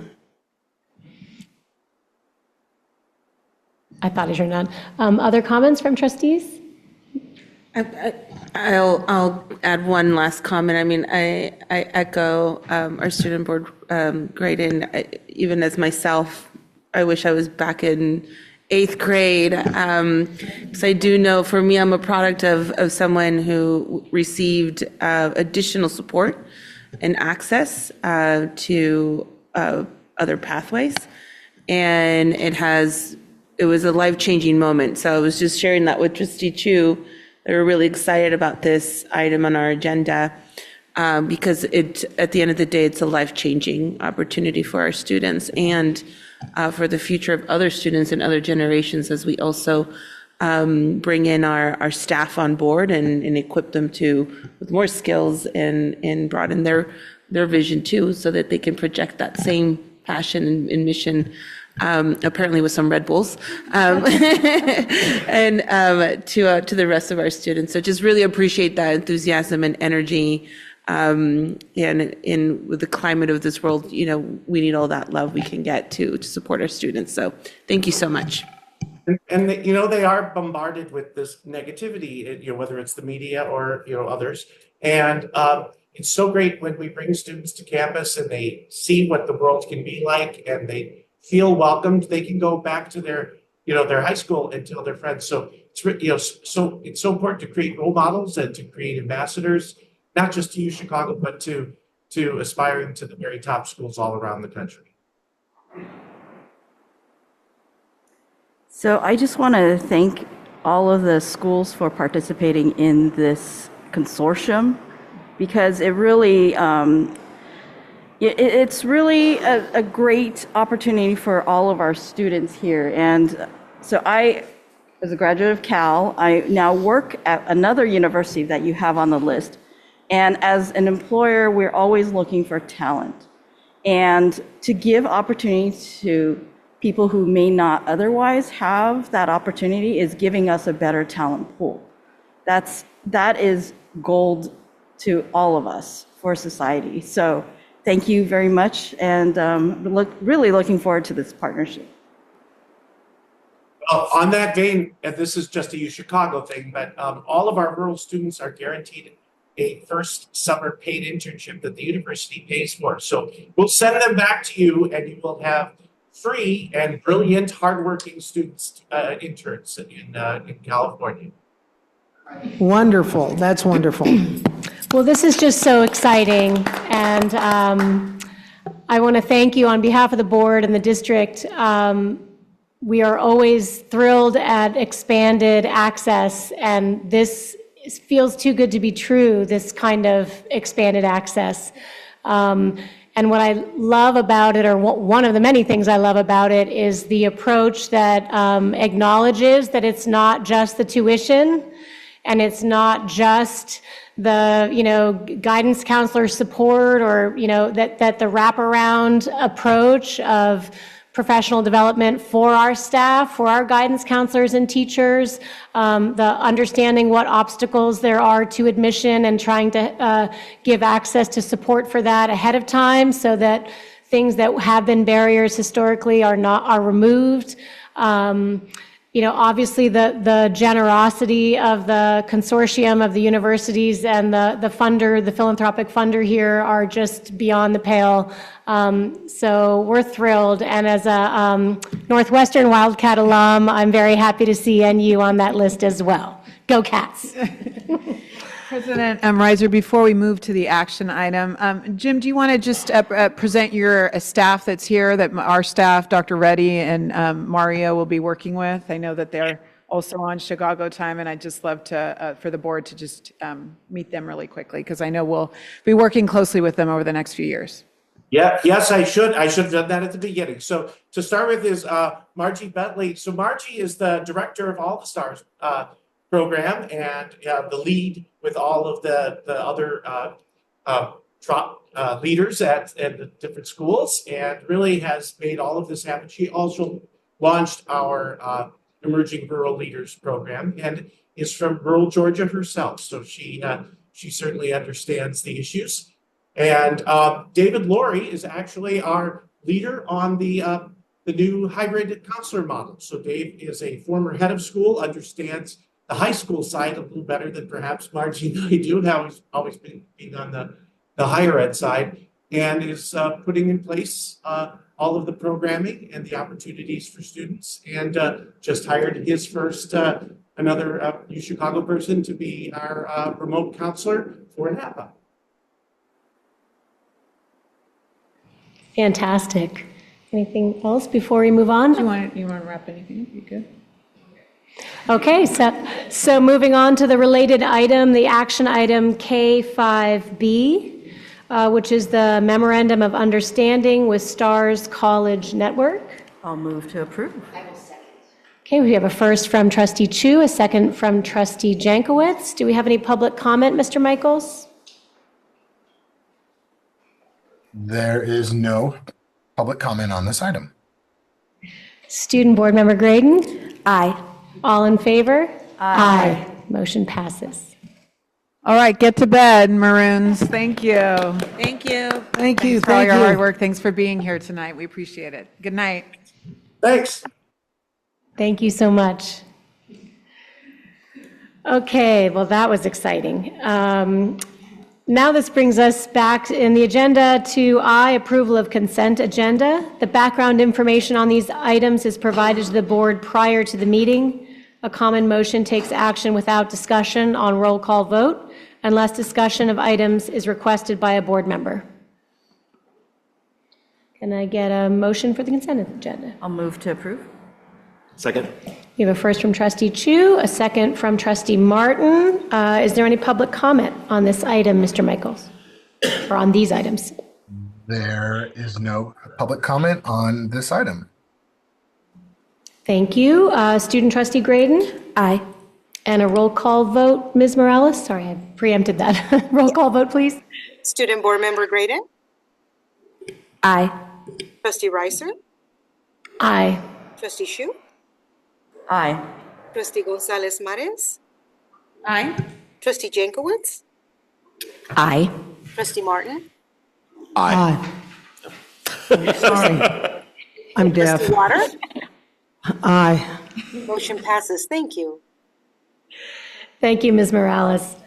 Okay, that brings us to J, presentations and discussion items. J1A, introduction to California School Board Association's recommended policy updates, December 2024. Yes, President Water, President Water, that's my last president, President Reiser. We're all confused up here. Already, anyway. The U Chicago excitement got us all disoriented. Okay, the California School Boards Association, these were reviewed by the policy committee and they're being brought tonight for introduction. They'll be brought to the subsequent meeting for action. That is also true for item J1B and C, President Reiser.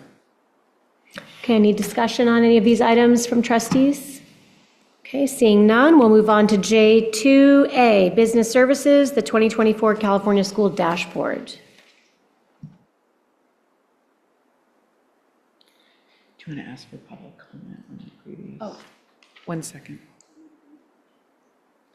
Just that yet, read each. I'm so sorry. Ask for public comment. I need to ask for public comment, Mr. Michaels, on the general services, J1A, B, and C, the recommended policy.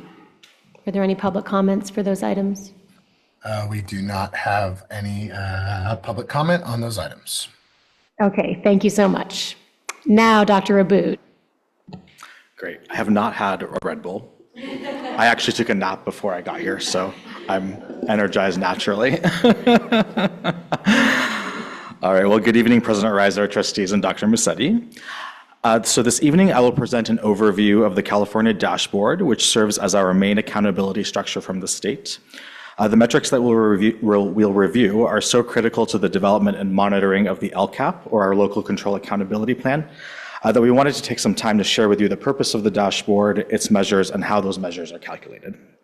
Later this evening, you'll hear from Dr. Reddy more about what the Instructional Services Division is doing in response to this data and to move the work forward in our LCAP and our strategic plan.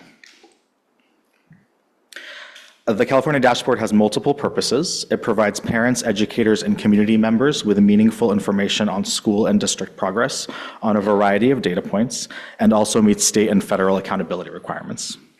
It also allows district leaders to look closely at how certain schools and student groups are performing. And the metrics on the California Dashboard are all required to be included in the LCAP and drive the development of LCAP goals and spending. Here's a summary of the measures that appear on the California Dashboard. There are a number of academic performance indicators, including performance in English language arts and math, English learner progress, and college and career readiness. There are 2 academic engagement indicators, chronic absenteeism and the graduation rate. And there's one indicator for conditions and climate, and that is the suspension rate. I'll start with explaining the indicators that are a little more straightforward and then move into ones that require a little more explanation. Chronic absenteeism looks at the percentage of students who have missed 10% or more of the school year, and this indicator actually only applies to students that are in grades K through 8. The graduation rate looks at the percentage of students graduating with a regular high school diploma. Suspension rate looks at the percentage of students who were suspended at least one time within the school year. The English Learner Progress Indicator looks at the percentage of students who increased at least one English Learner Progress Indicator level from one school year to the next. And this is based on the LPAC, which is the test that our English learners take or our multilingual learners take every year. And the performance level is divided into 6 progress indicator levels. And so students need to show an increase of at least one level each year or maintain at the highest possible. For English language arts and math, this indicator looks at the average student's distance from standard, which is the number of scaled score points on the CASP the average student is short to be considered at the standard MET performance level. Okay. So for example, this shows the scaled score points needed for each performance level by grade for the English language arts CASP. And that second to last column on the right indicates the scaled score range for standard MET. You can see, for example, that a 6th grader needs a scaled score of at least 2531 to score at this achievement level. So, for example, if a 6th grader scores at 2500, they are 31 scaled score points short and have what's called a distance from standard of negative 31. Okay, so the indicator on the dashboard looks at the average distance from standard for all students who took the CASP.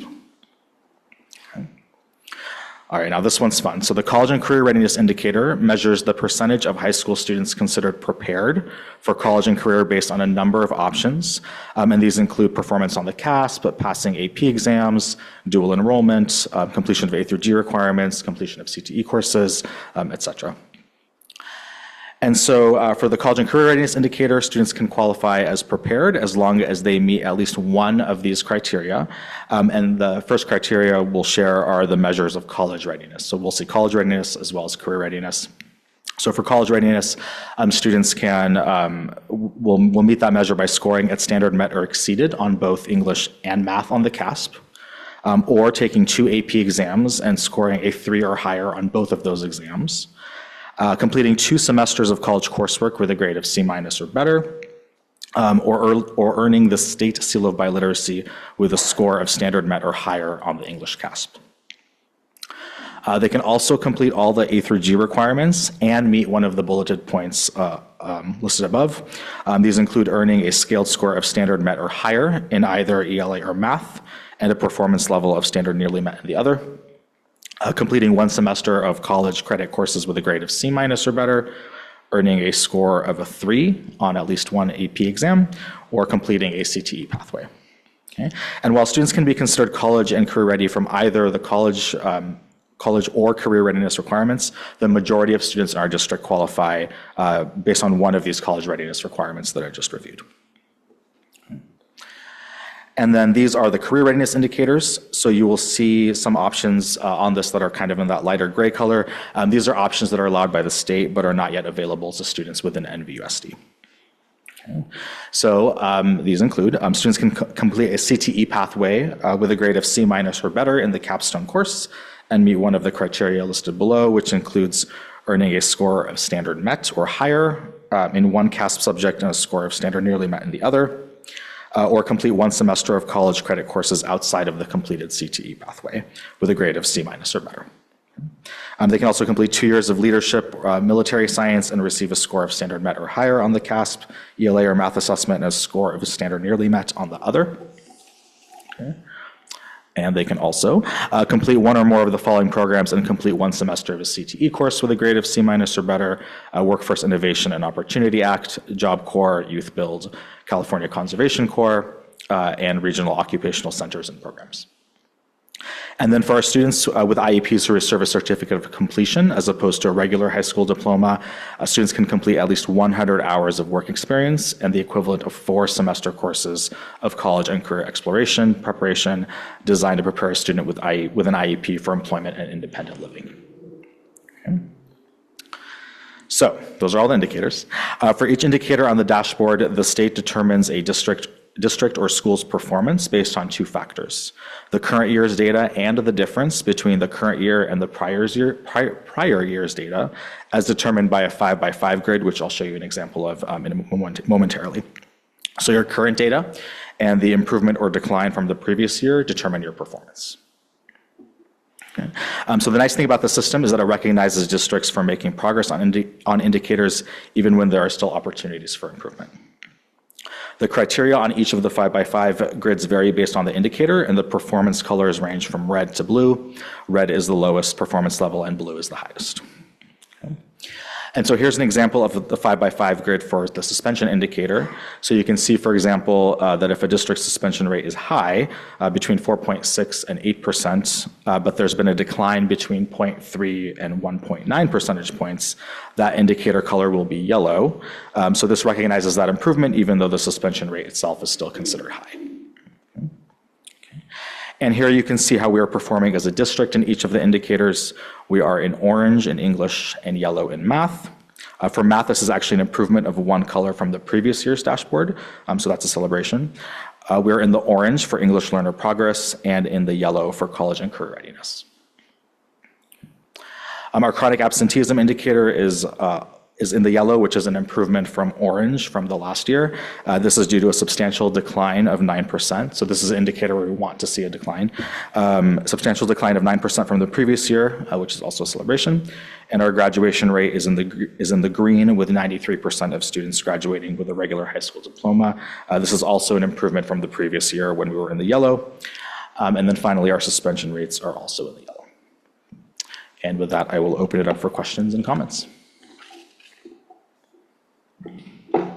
Comments from trustees? Discussion? Where were we on the 5x5 grid? Do we know that yet? We do. So that's what these colors represent.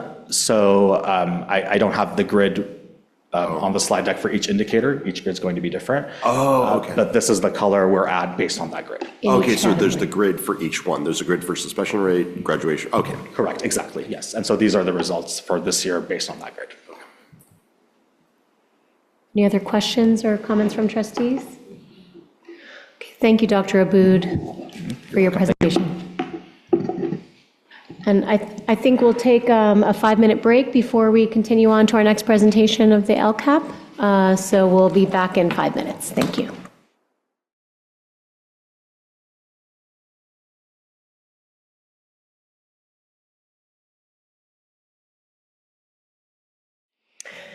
Thank you so much. We're back from our short break and ready to resume on the agenda with item J3. Oh my gosh, I lost my place. You are on. It's the LCAP. I know which one it is. J3A. Oh, it was right in front of me. The J3A, the 2024-25 LCAP Mid-Year Progress Update Report. Thank you so much, Dr. Reddy.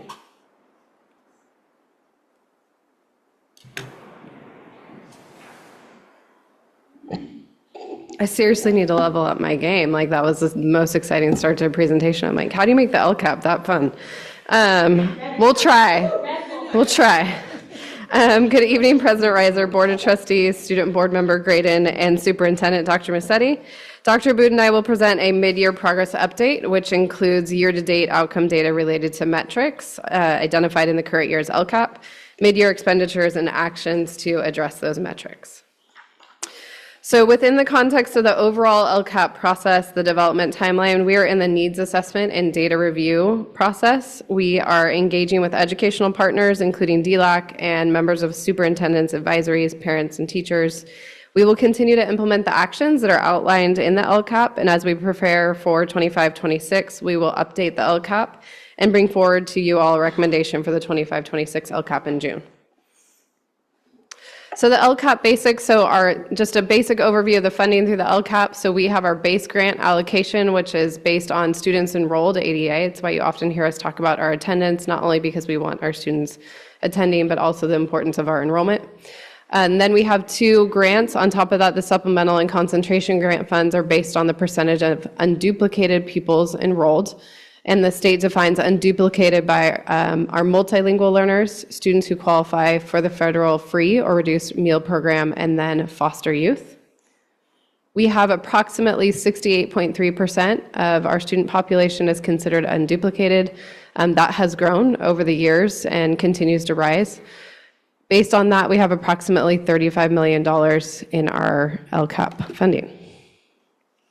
The state has 8 priorities, so you'll hear about goals and priorities tonight. The 8 priorities, when you look at the goals, we align our goals to these priorities. And so the first one is around basic services. The second one is implementation of state standards. They look at parent involvement and then pupil achievement, so you'll see a report out on that tonight. Pupil engagement, and so you'll see some of the metrics under there that we'll speak to later. School climate, and then course access and other pupil outcomes. In our LCAP that runs from 2024 to 2027, we have 6 goals. I always like to remind people that when we look at the LCAP, we're looking in the rear view. So our baseline data is 2022, 2023, and our mid-year data is 2023, 2024. So that's year 1.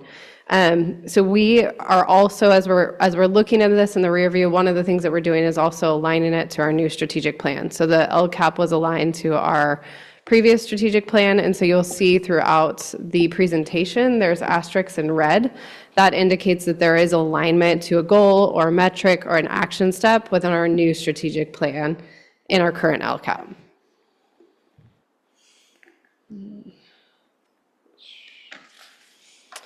Okay, so our first goal is students will graduate college and career ready. There are 4 key action steps within this, and I'll speak later on after the data to talk in more detail about what actions we're taking within these 4 categories. The first one is language and literacy support. The second one is mathematics program support, comprehensive assessment system, and then lastly, our work-based learning experiences. And with that, our goals and metrics for this align well to our new strategic plan. You'll see all of those indicators are in our strategic plan indicators for 24 through 29. The first one that we look at when we look at goal number 1 is our graduation rates. We look at our STAR assessment data. We're required to have a local assessment, and so that is our STAR. Our CASP data, and that is in both ELA and math. A to G completion rates, so those are graduation requirements. Those are not graduation requirements in every district, so that's an indicator for us.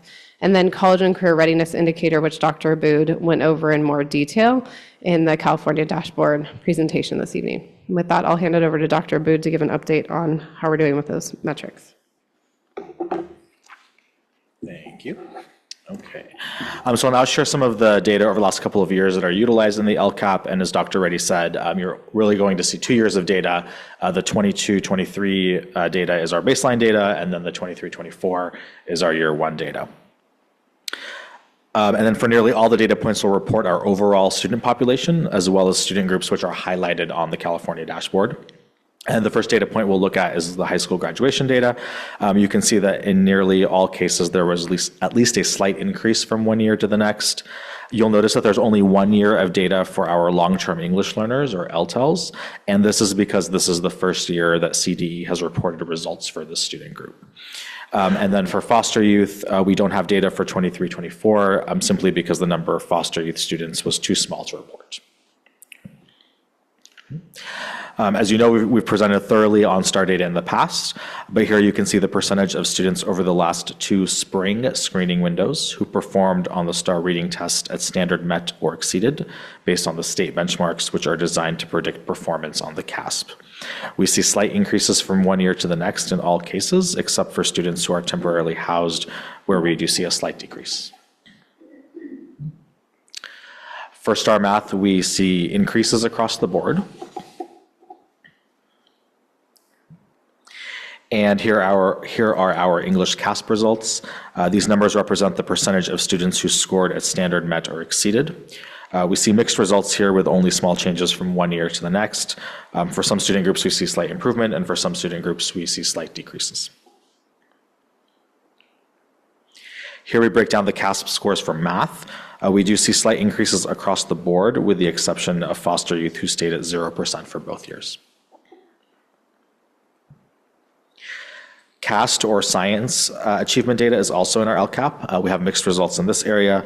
There was a decline in our overall scores, but notably our students with IEPs nearly doubled their scores. And here we show the percentage of students who are considered college or career ready. And again, this is based on the student meeting one or more of those complex criteria that I outlined in the previous presentation. Our overall student population, multilingual learners, temporarily housed students, and socioeconomically disadvantaged students all experienced increases. Our students with IEPs experienced a slight decrease. And note that once again, we only have one data point for LTELs at this time due to changes in state reporting, and we only have the 1 year of the foster youth data.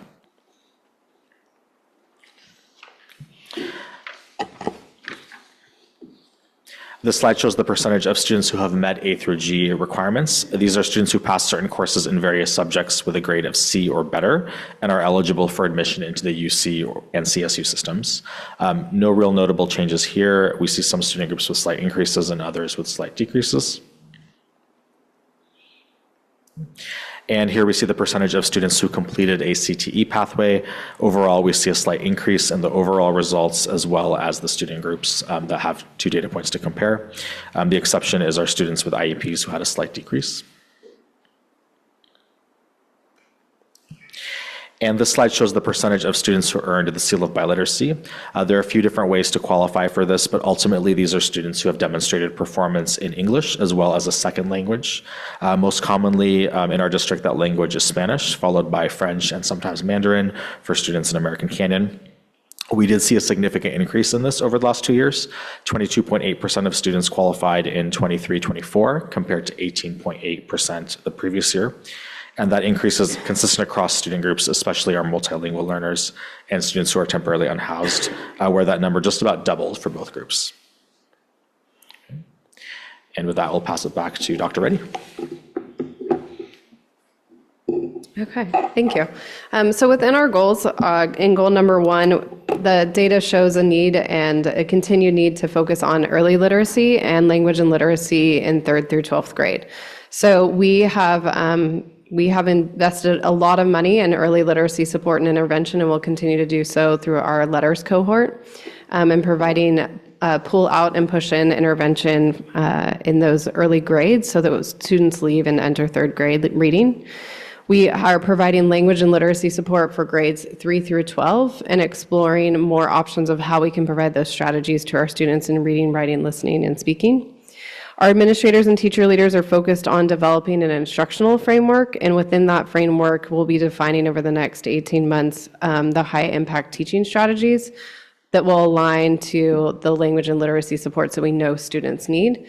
And we have implemented this year, as we've talked about, guaranteed and viable curriculum, so ensuring that what students learn and if they've learned it are clear across our K-12 system, both vertically and horizontally, that we're using a common classroom observation tool for teaching and learning. And so every school site conducts learning walks with our district team. So they are assigned a district team, and we walk through classrooms, talk about the teaching and learning that's going on, as well as learning about the guaranteed and viable curriculum that's happening in the classroom, and having discussions about what next steps we need to do to support our teachers. We're implementing newly adopted English language arts curricular resources for middle and high school. So thanks to the support of our Board of Education over the last couple of years, especially at the secondary level, we're positioned to really focus on language and literacy supports because we have core curricular resources that allow teachers to really focus on how, because what is taken care of. We have reading intervention at our early grades, and so that is based off our students are assessed. We use our STAR early literacy reading screener, and then data from our MTSS process to decide which students need intervention. They're assessed, and if they move up in their literacy, then they move up in their ability to decode and their phonemic awareness, then they exit out of that intervention. So there's a pretty incredible system for our students. We know one of the areas of growth that we have that we need to continue to focus on is for our students in grades 4th through 12th grade who still continue to struggle with fluency and comprehension in may not have mastered that yet. And so that's where we really need to focus our reading intervention at those upper grade levels. And that's an area that we continue to problem solve through.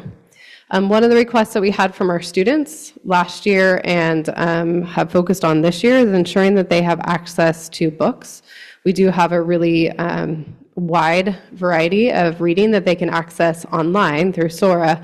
However, students were asking for access to actual books in hand.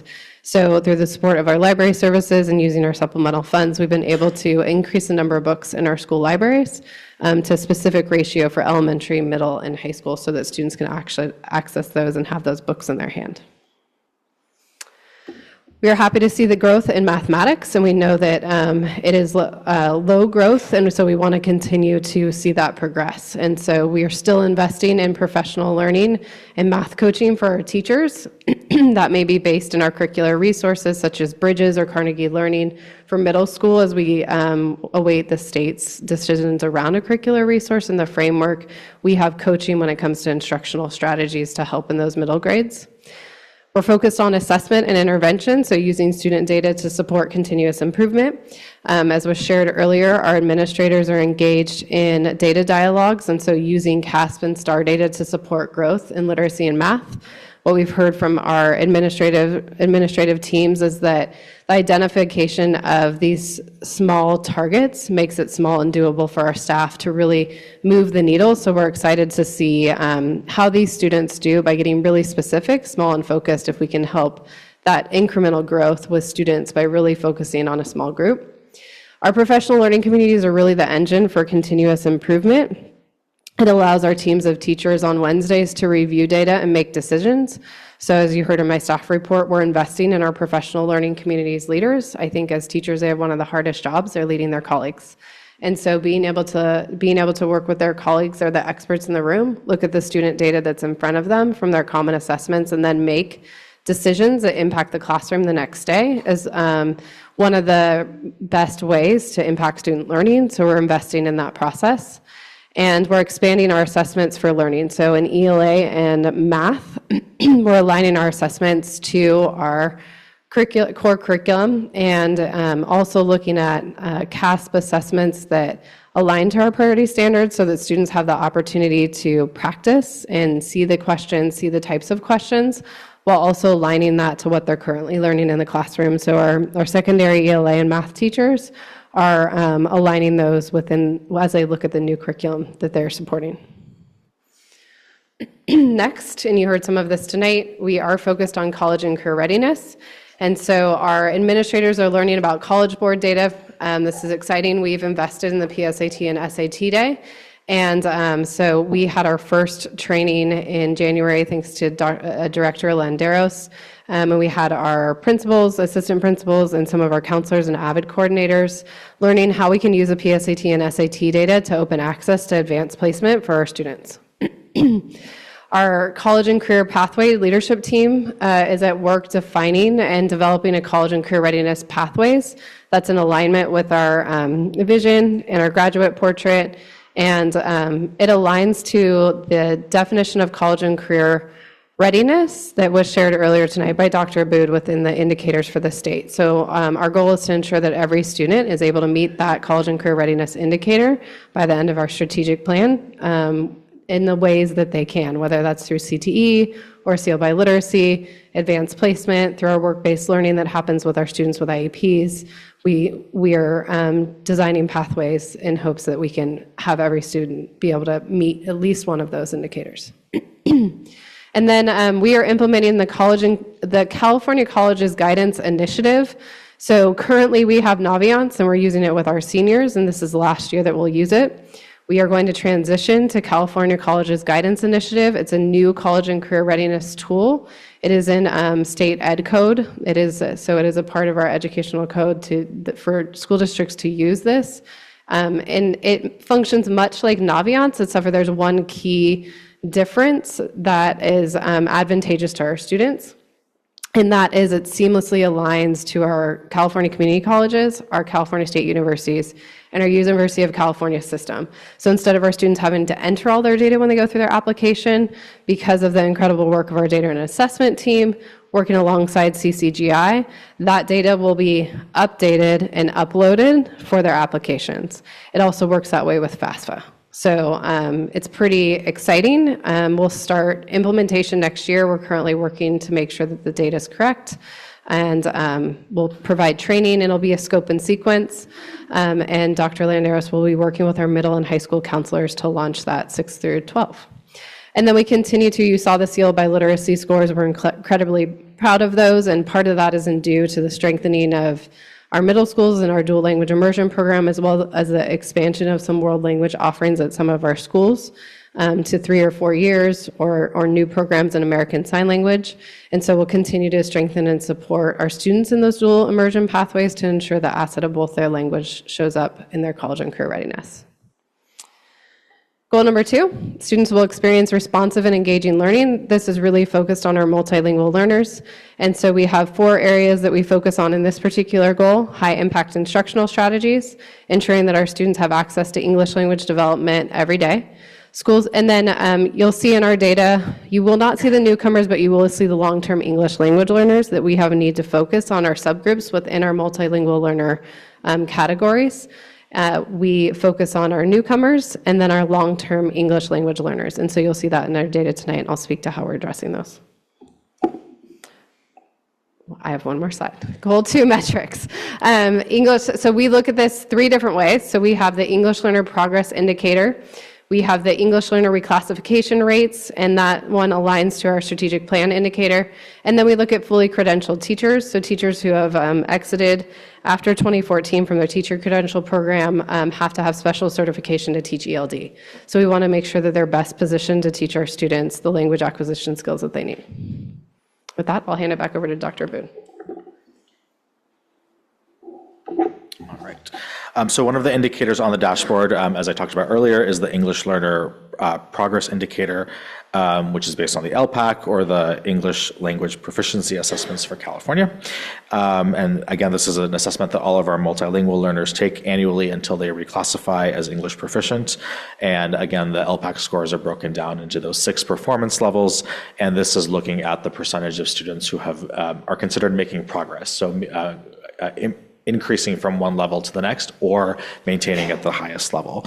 And so we did see a slight decrease this year in students considered making progress, and this is consistent with what we're seeing across the state.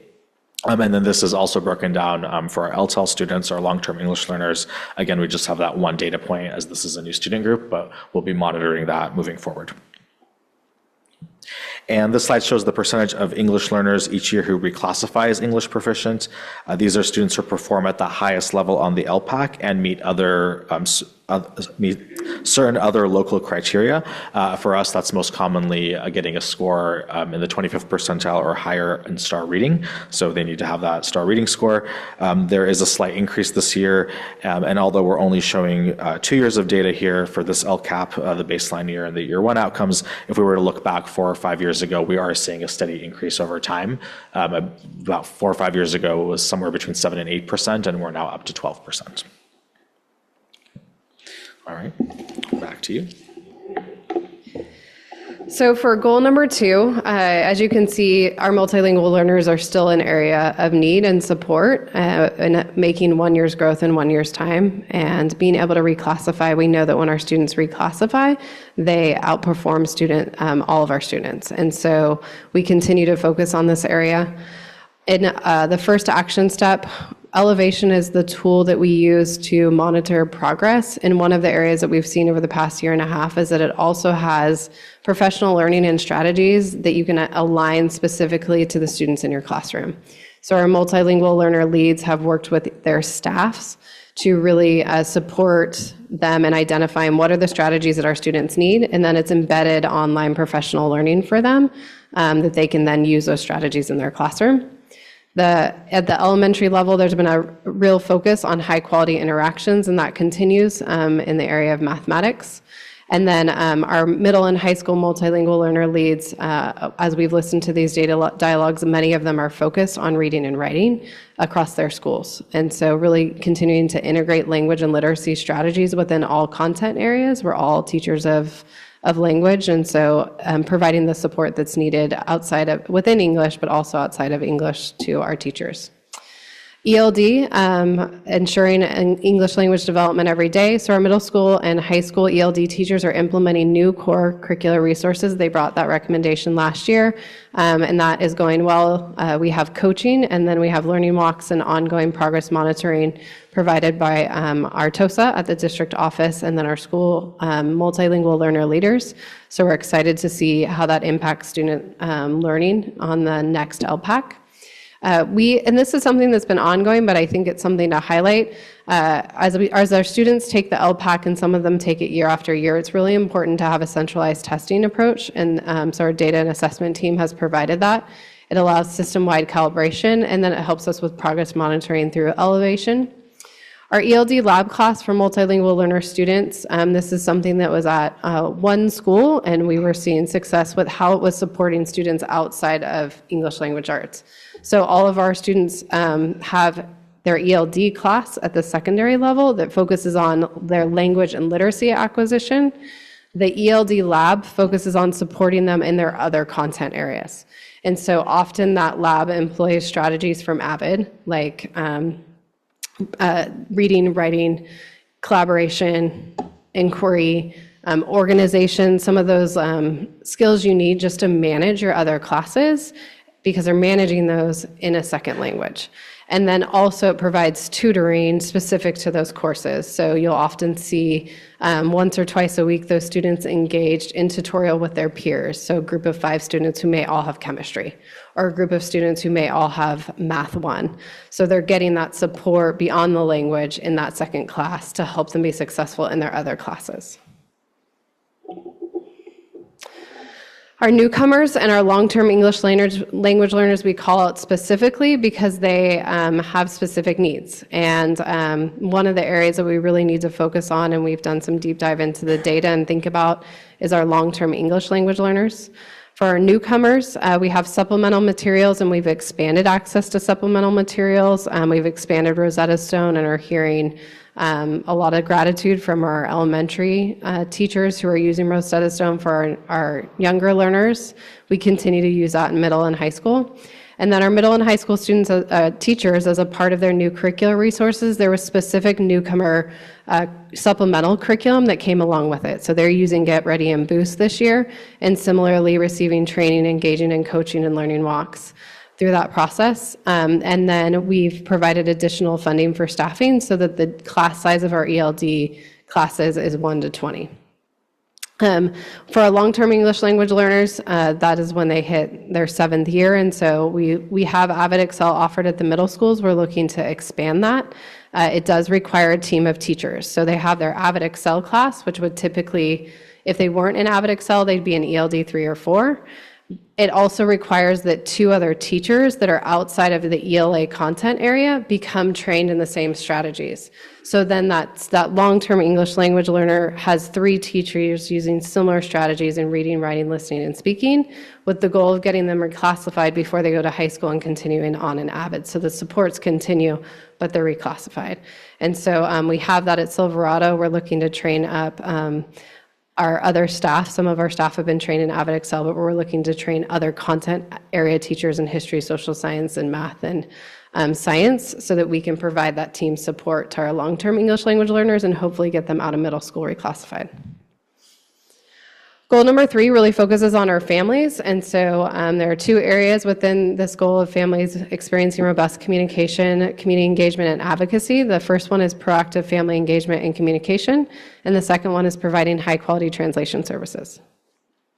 We measure this through an annual family survey. And so this upcoming year, we'll continue to measure it with a more comprehensive survey to our families. So you might see a slight shift in the new LCAP around this particular survey, but we'll still continue to engage with our families around this. I've also had the opportunity to present this to our DLAC and gather some feedback, as well as our superintendent parent advisory. With that, I'll hand it back over to Dr. Boone. Oh, this is me. You're right. Okay. So the annual parent survey, we look into both the school site and the district and the interpretation services. And so we noticed a slight decrease in our families feeling welcome at their child's school and knowing what to expect. So I plan to share this data with our principals and see what we can do, as well as our community parent liaisons who are at our sites, and see what we can do to address this. We are seeing an increase, and it's already high, and our families receiving access to information in the language that they understand, and that not being a barrier. So I'm really grateful for the focus of the superintendent and the board in this area a couple of years ago. It continues to produce results.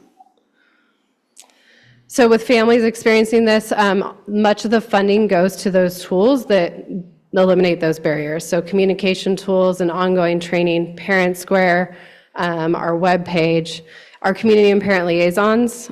We have family resource centers, and although they sit at particular campuses, they are accessible to all of our families.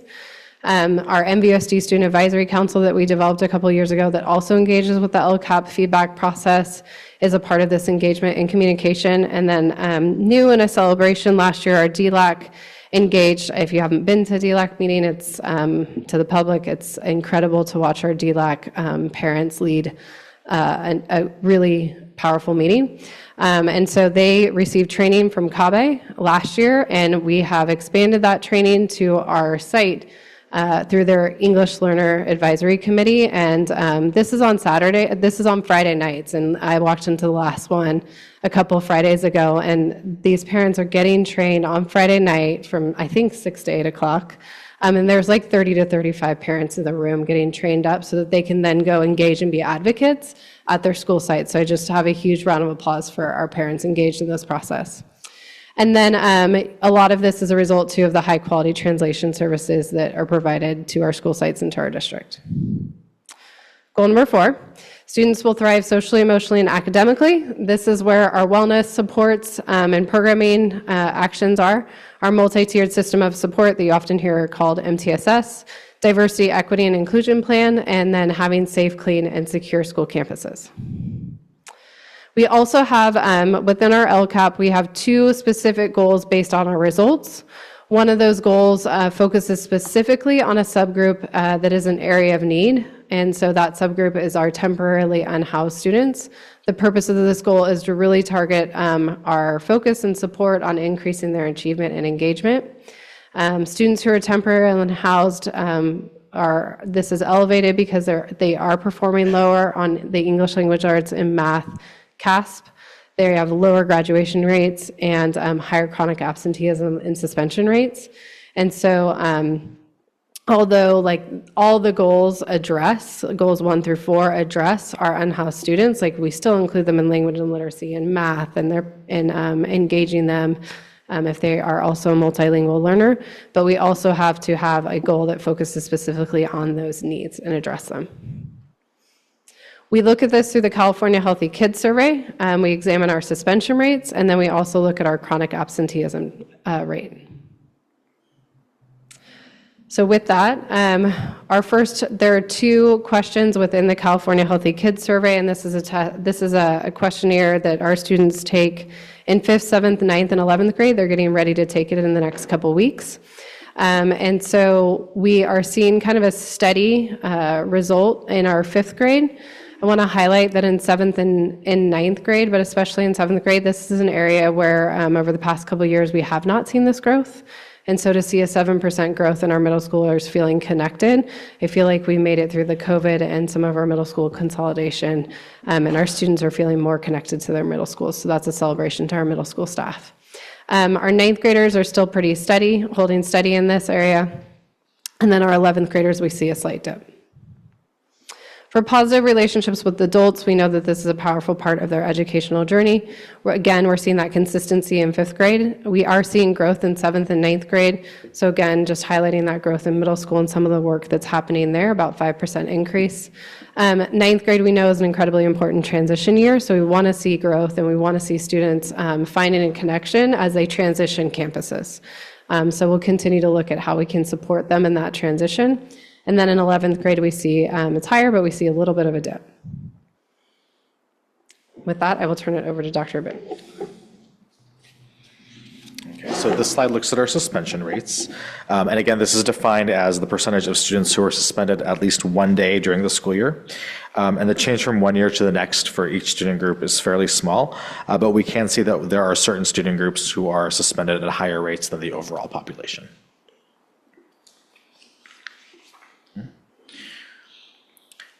And then here we have chronic absenteeism. So this is a metric that only applies to students in grades K through 8. And a student is defined as chronically absent if they miss 10% or more of the school year. So that's 18 days of the 180 days. It's not a surprise that chronic absenteeism increased after the COVID pandemic. And we've spent the last few years addressing this. The 23-24 school year showed that a drastic decrease in chronic absenteeism for our overall population. So we were at that 29%, we're down to 20%, which is a major decrease of 9 percentage points. And all of our student groups experienced a significant decrease across the board in chronic absenteeism.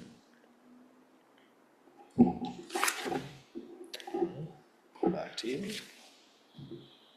Okay, so in the area of goal number 4, this is where we focus on student wellness and support programs. We have award-winning wellness programs that we are incredibly grateful for, and our ability to sustain those is because of the fiscal solvency of this board and our team. So I'm really grateful for that.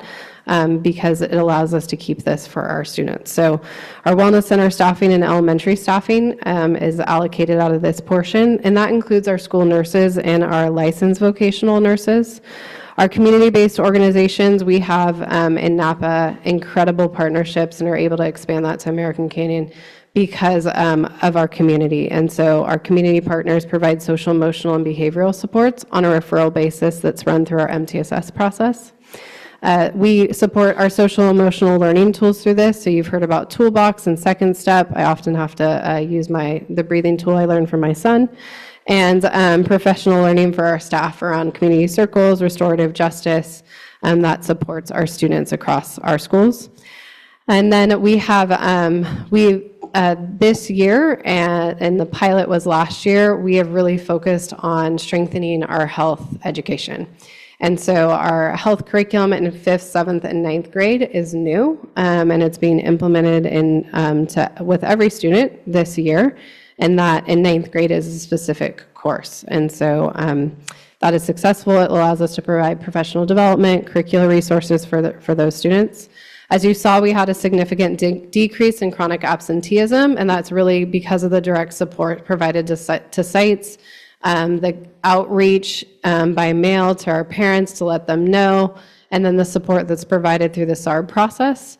I think people often think about that process as a punishment, but really when you see that SARB process, you have a social worker sitting at the table, you have an administrator sitting at the table, you have a support network for that parent and student to really identify why is it that we're having a challenge coming to school.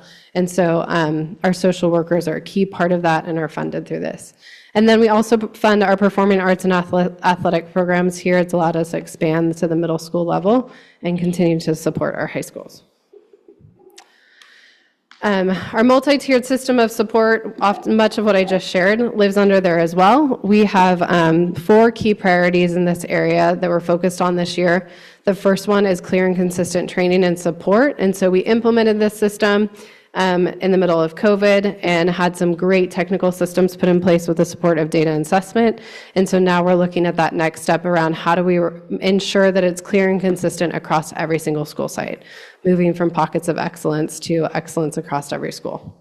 We're increasing our site level leadership in the MTSS process, so ensuring our assistant principals and principals understand how this really encapsulates tier 1, 2, and 3 in the role that they play.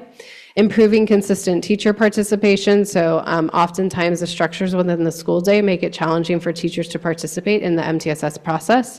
And they're integral to ensuring that we have the right academic recommendations for students who aren't being successful.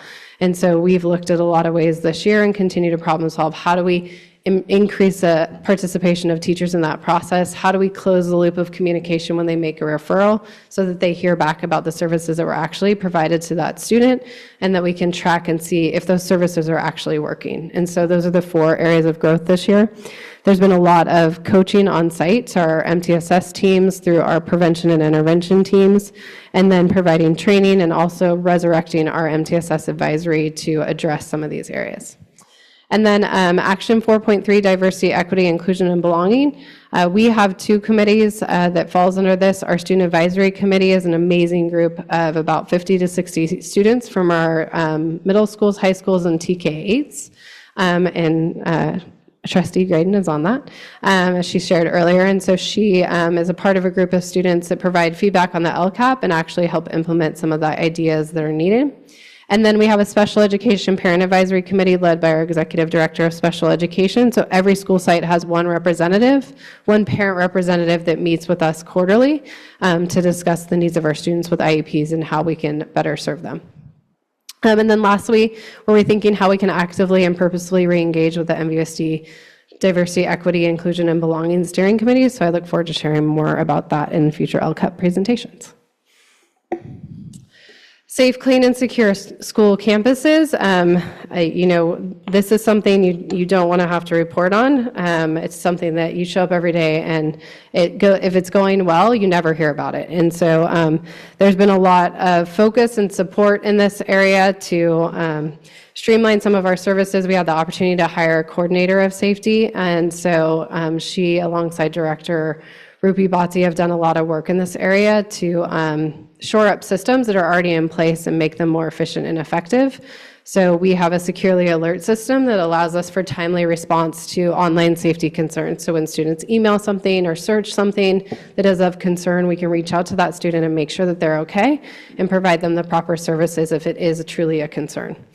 Our coordinator of safety and emergency services entered the NTER master training certification so that she can then provide behavioral threat assessment support and training to our staff. So it's a train the trainer model, so we're excited for her to come back and provide that training. She has conducted site safety assessments and will have finished walking and assessing every single site by March 31st and has plans and develop plans to tighten up some of the safety on those campuses and respond to that where we can. And then we've established an incident command systems and emergency operations center at the district office and really ensure that we have tight communication if and when we do have an emergency that we're practicing, so we're ready. And then we're working with our county emergency services and grateful to have that partnership with our fire and police and sheriff's department to ensure that we have the most up-to-date protocols and that we're working in partnership so if something does happen when they land on the site, they can immediately go to work and provide the support that we need.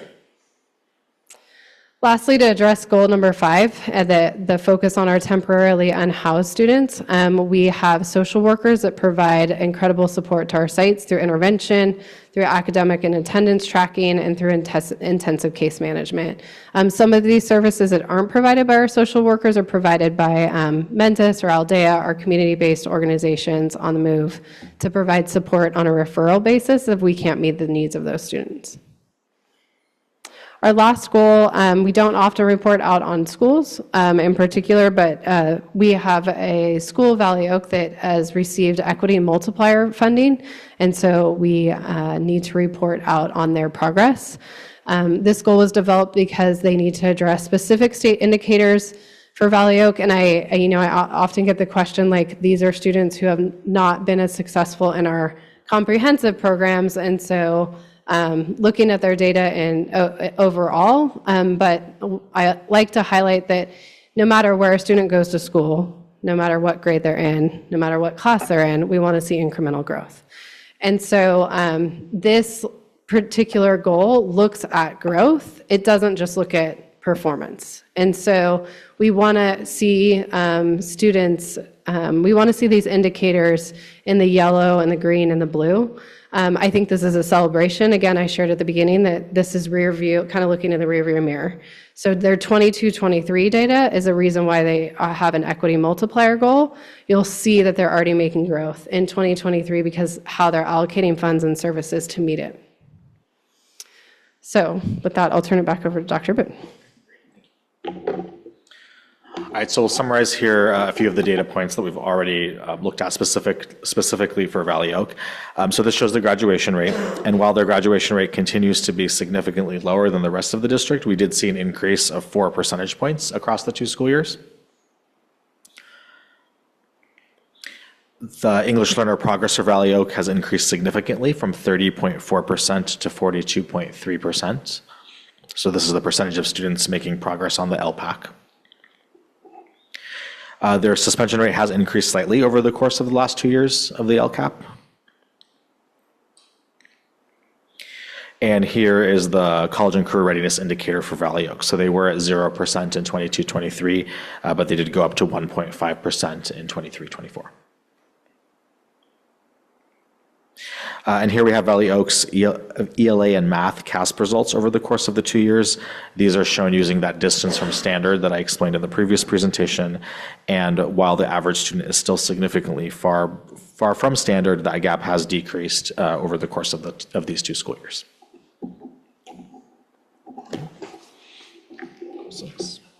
One more slide. So they have, and I really appreciate, we had a Valley Oaks data dive today, and so, or data dialogue today, so we got to hear about some of these services that I get to share.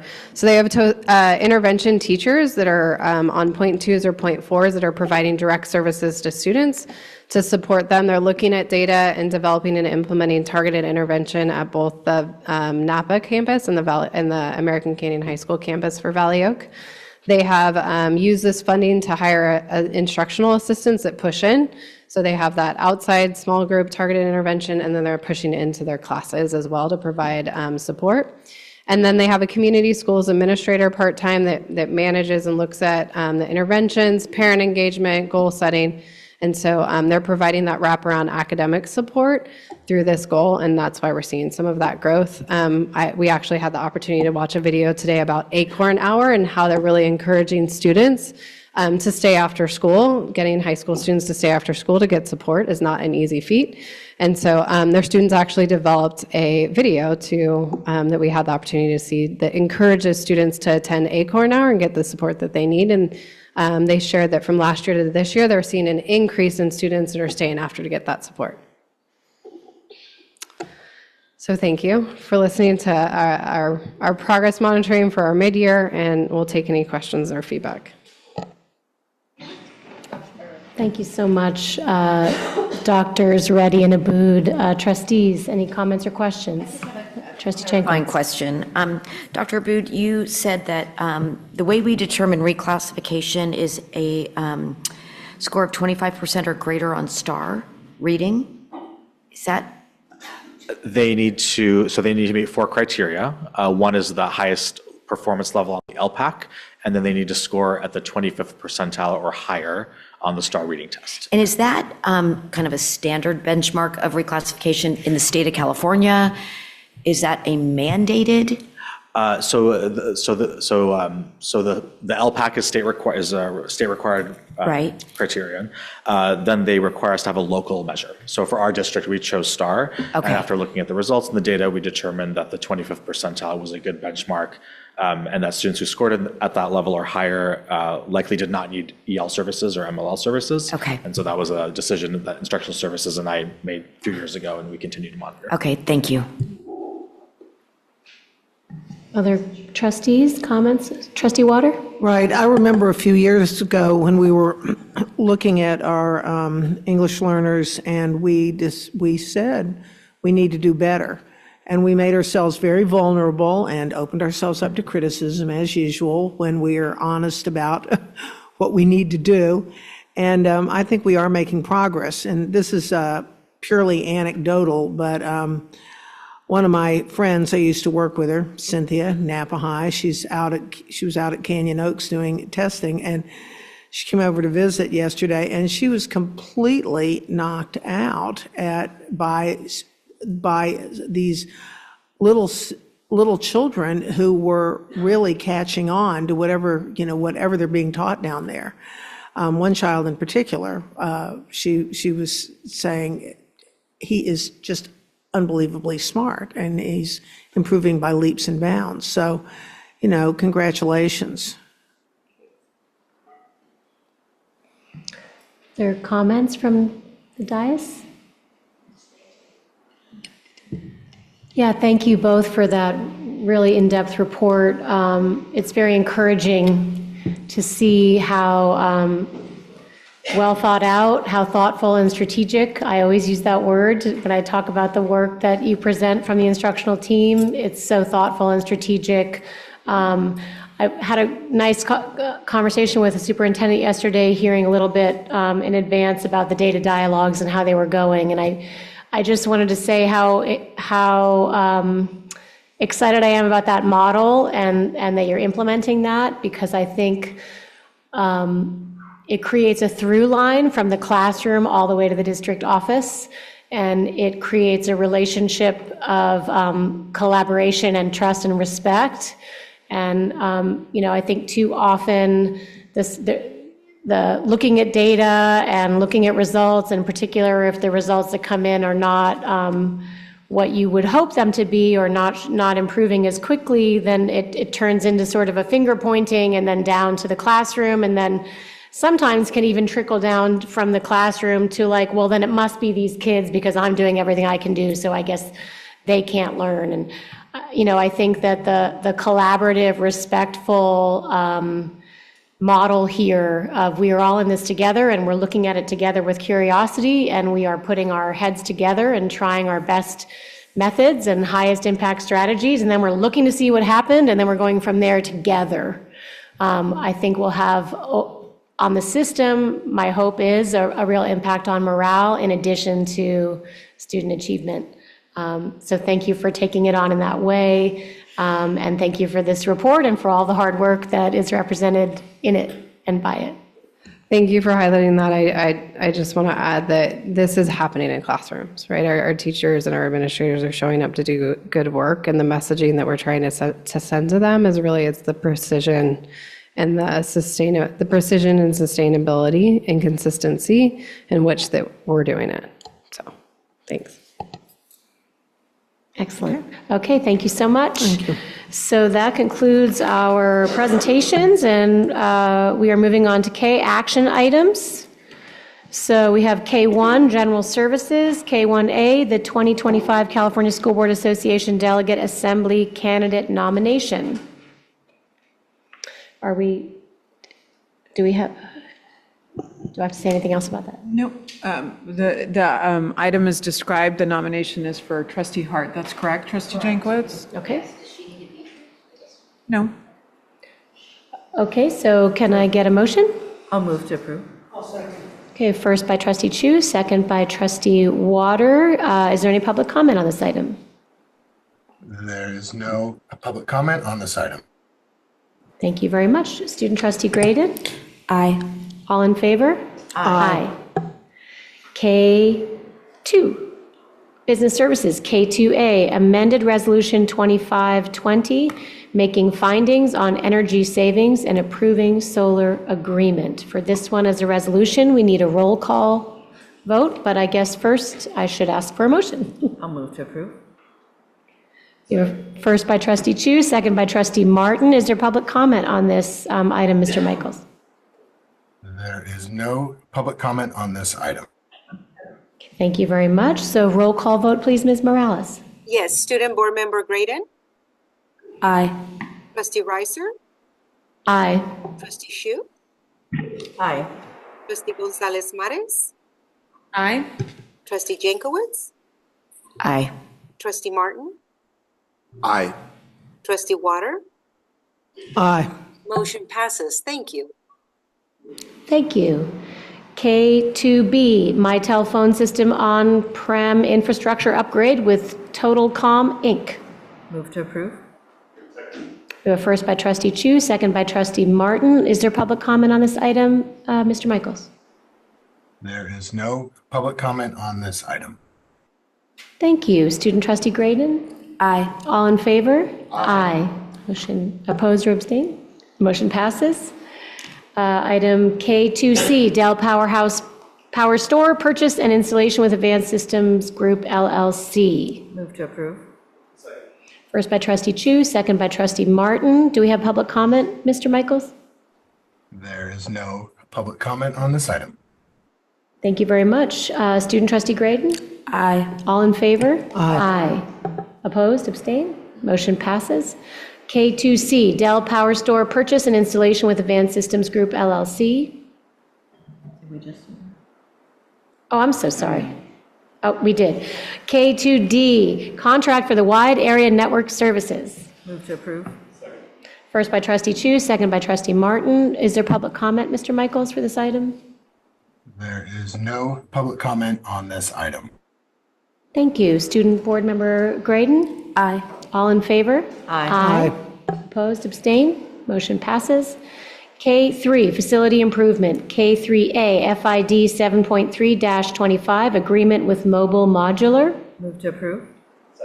First by trustee Chu, second by trustee Martin. Is there public comment on this item, Mr. Michaels?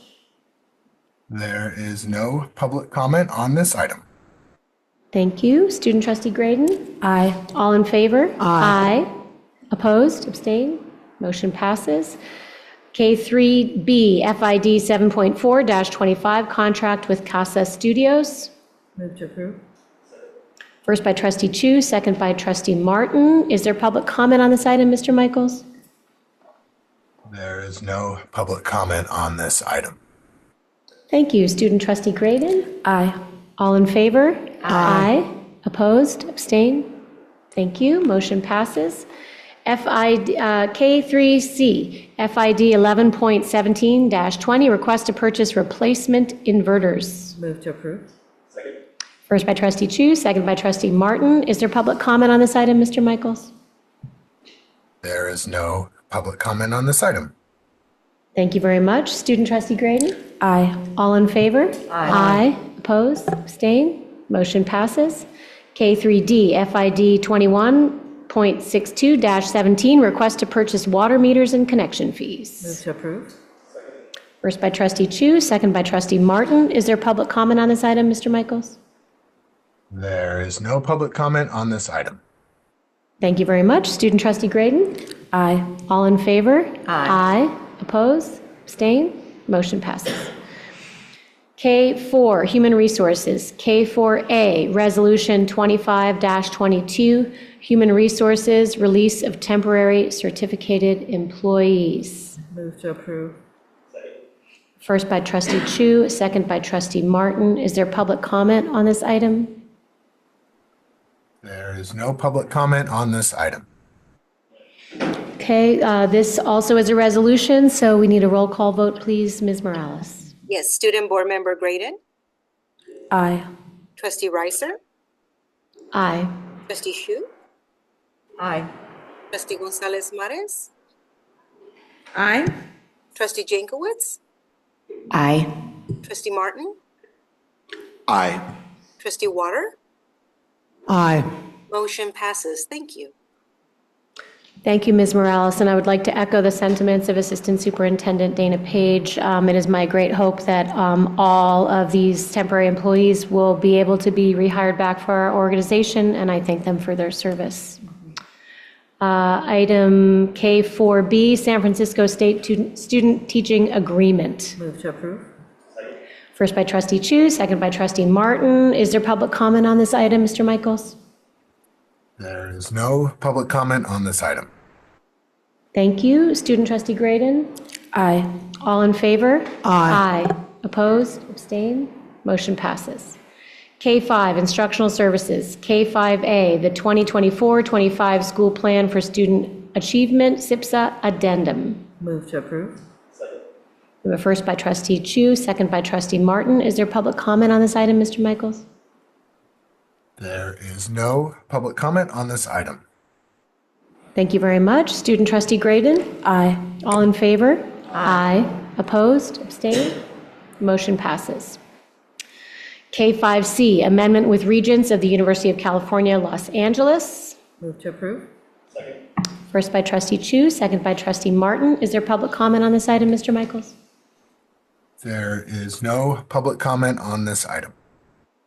Thank you very much. Student trustee Graydon? Aye. All in favor? Aye. Oppose? Abstain? Motion passes. K5D, Agreement with Napa Valley Education Foundation, Music Articulation. Move to approve. First by trustee Chu, second by trustee Martin. Is there public comment on this item, Mr. Michaels? There is no public comment on this item. Thank you. Student trustee Graydon. Aye. All in favor? Aye. Oppose? Abstain? Motion passes. K5E, agreement with Kelly Richardson. Move to approve. First by trustee Chu, second by trustee Martin. Is there public comment on this item, Mr. Michaels? There is no public comment on this item.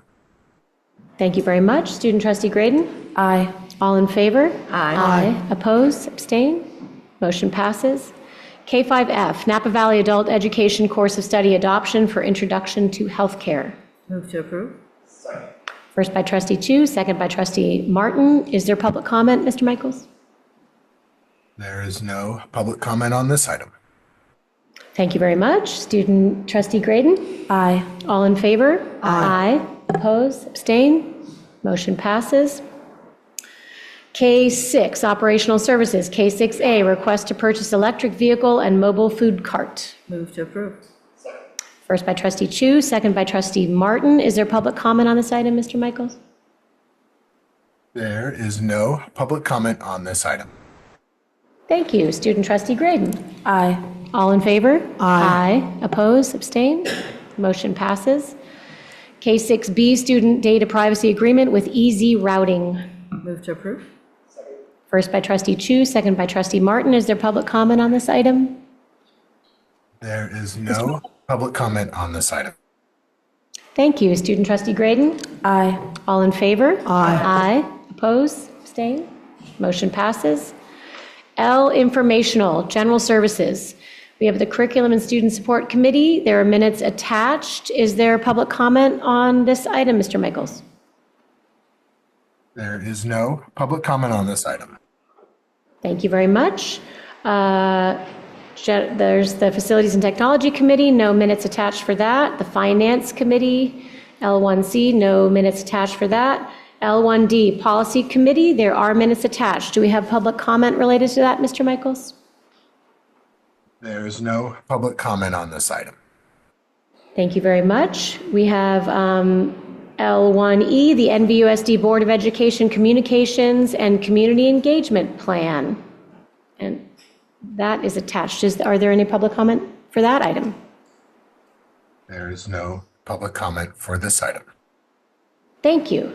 L2A, Quarterly Investment Report, December 31st, 2024. That is attached. Do we have public comment for that item? There is no public comment on this item. Thank you. L2B, Warrant Register for Accounts Payable Checks issued by NVUSD. Mr. Michaels, any public comment for this item? There is no public comment for this item. L3A, the Quarterly Report on Williams Uniform Complaints for the period ending January 31st, 2025. Do we have any public comment for this item? There is no public comment on this item. And we have L4A, our last informational item is the Stonebridge Charter Council minutes from May 2024 to November 2025. Do we have public comment for that item? There is no public comment on this item. Thank you very much. That brings us to M, additional suggestions and comments from board members and superintendent. Trustees? Okay. Item N, future agenda items. Any suggestions from the board for future agenda items? Okay, seeing none, that brings us to O, adjournment. Can I get a motion? I'll move to adjourn. First by trustee Chu, second by trustee Martin. All in favor? Aye. Meeting adjourned.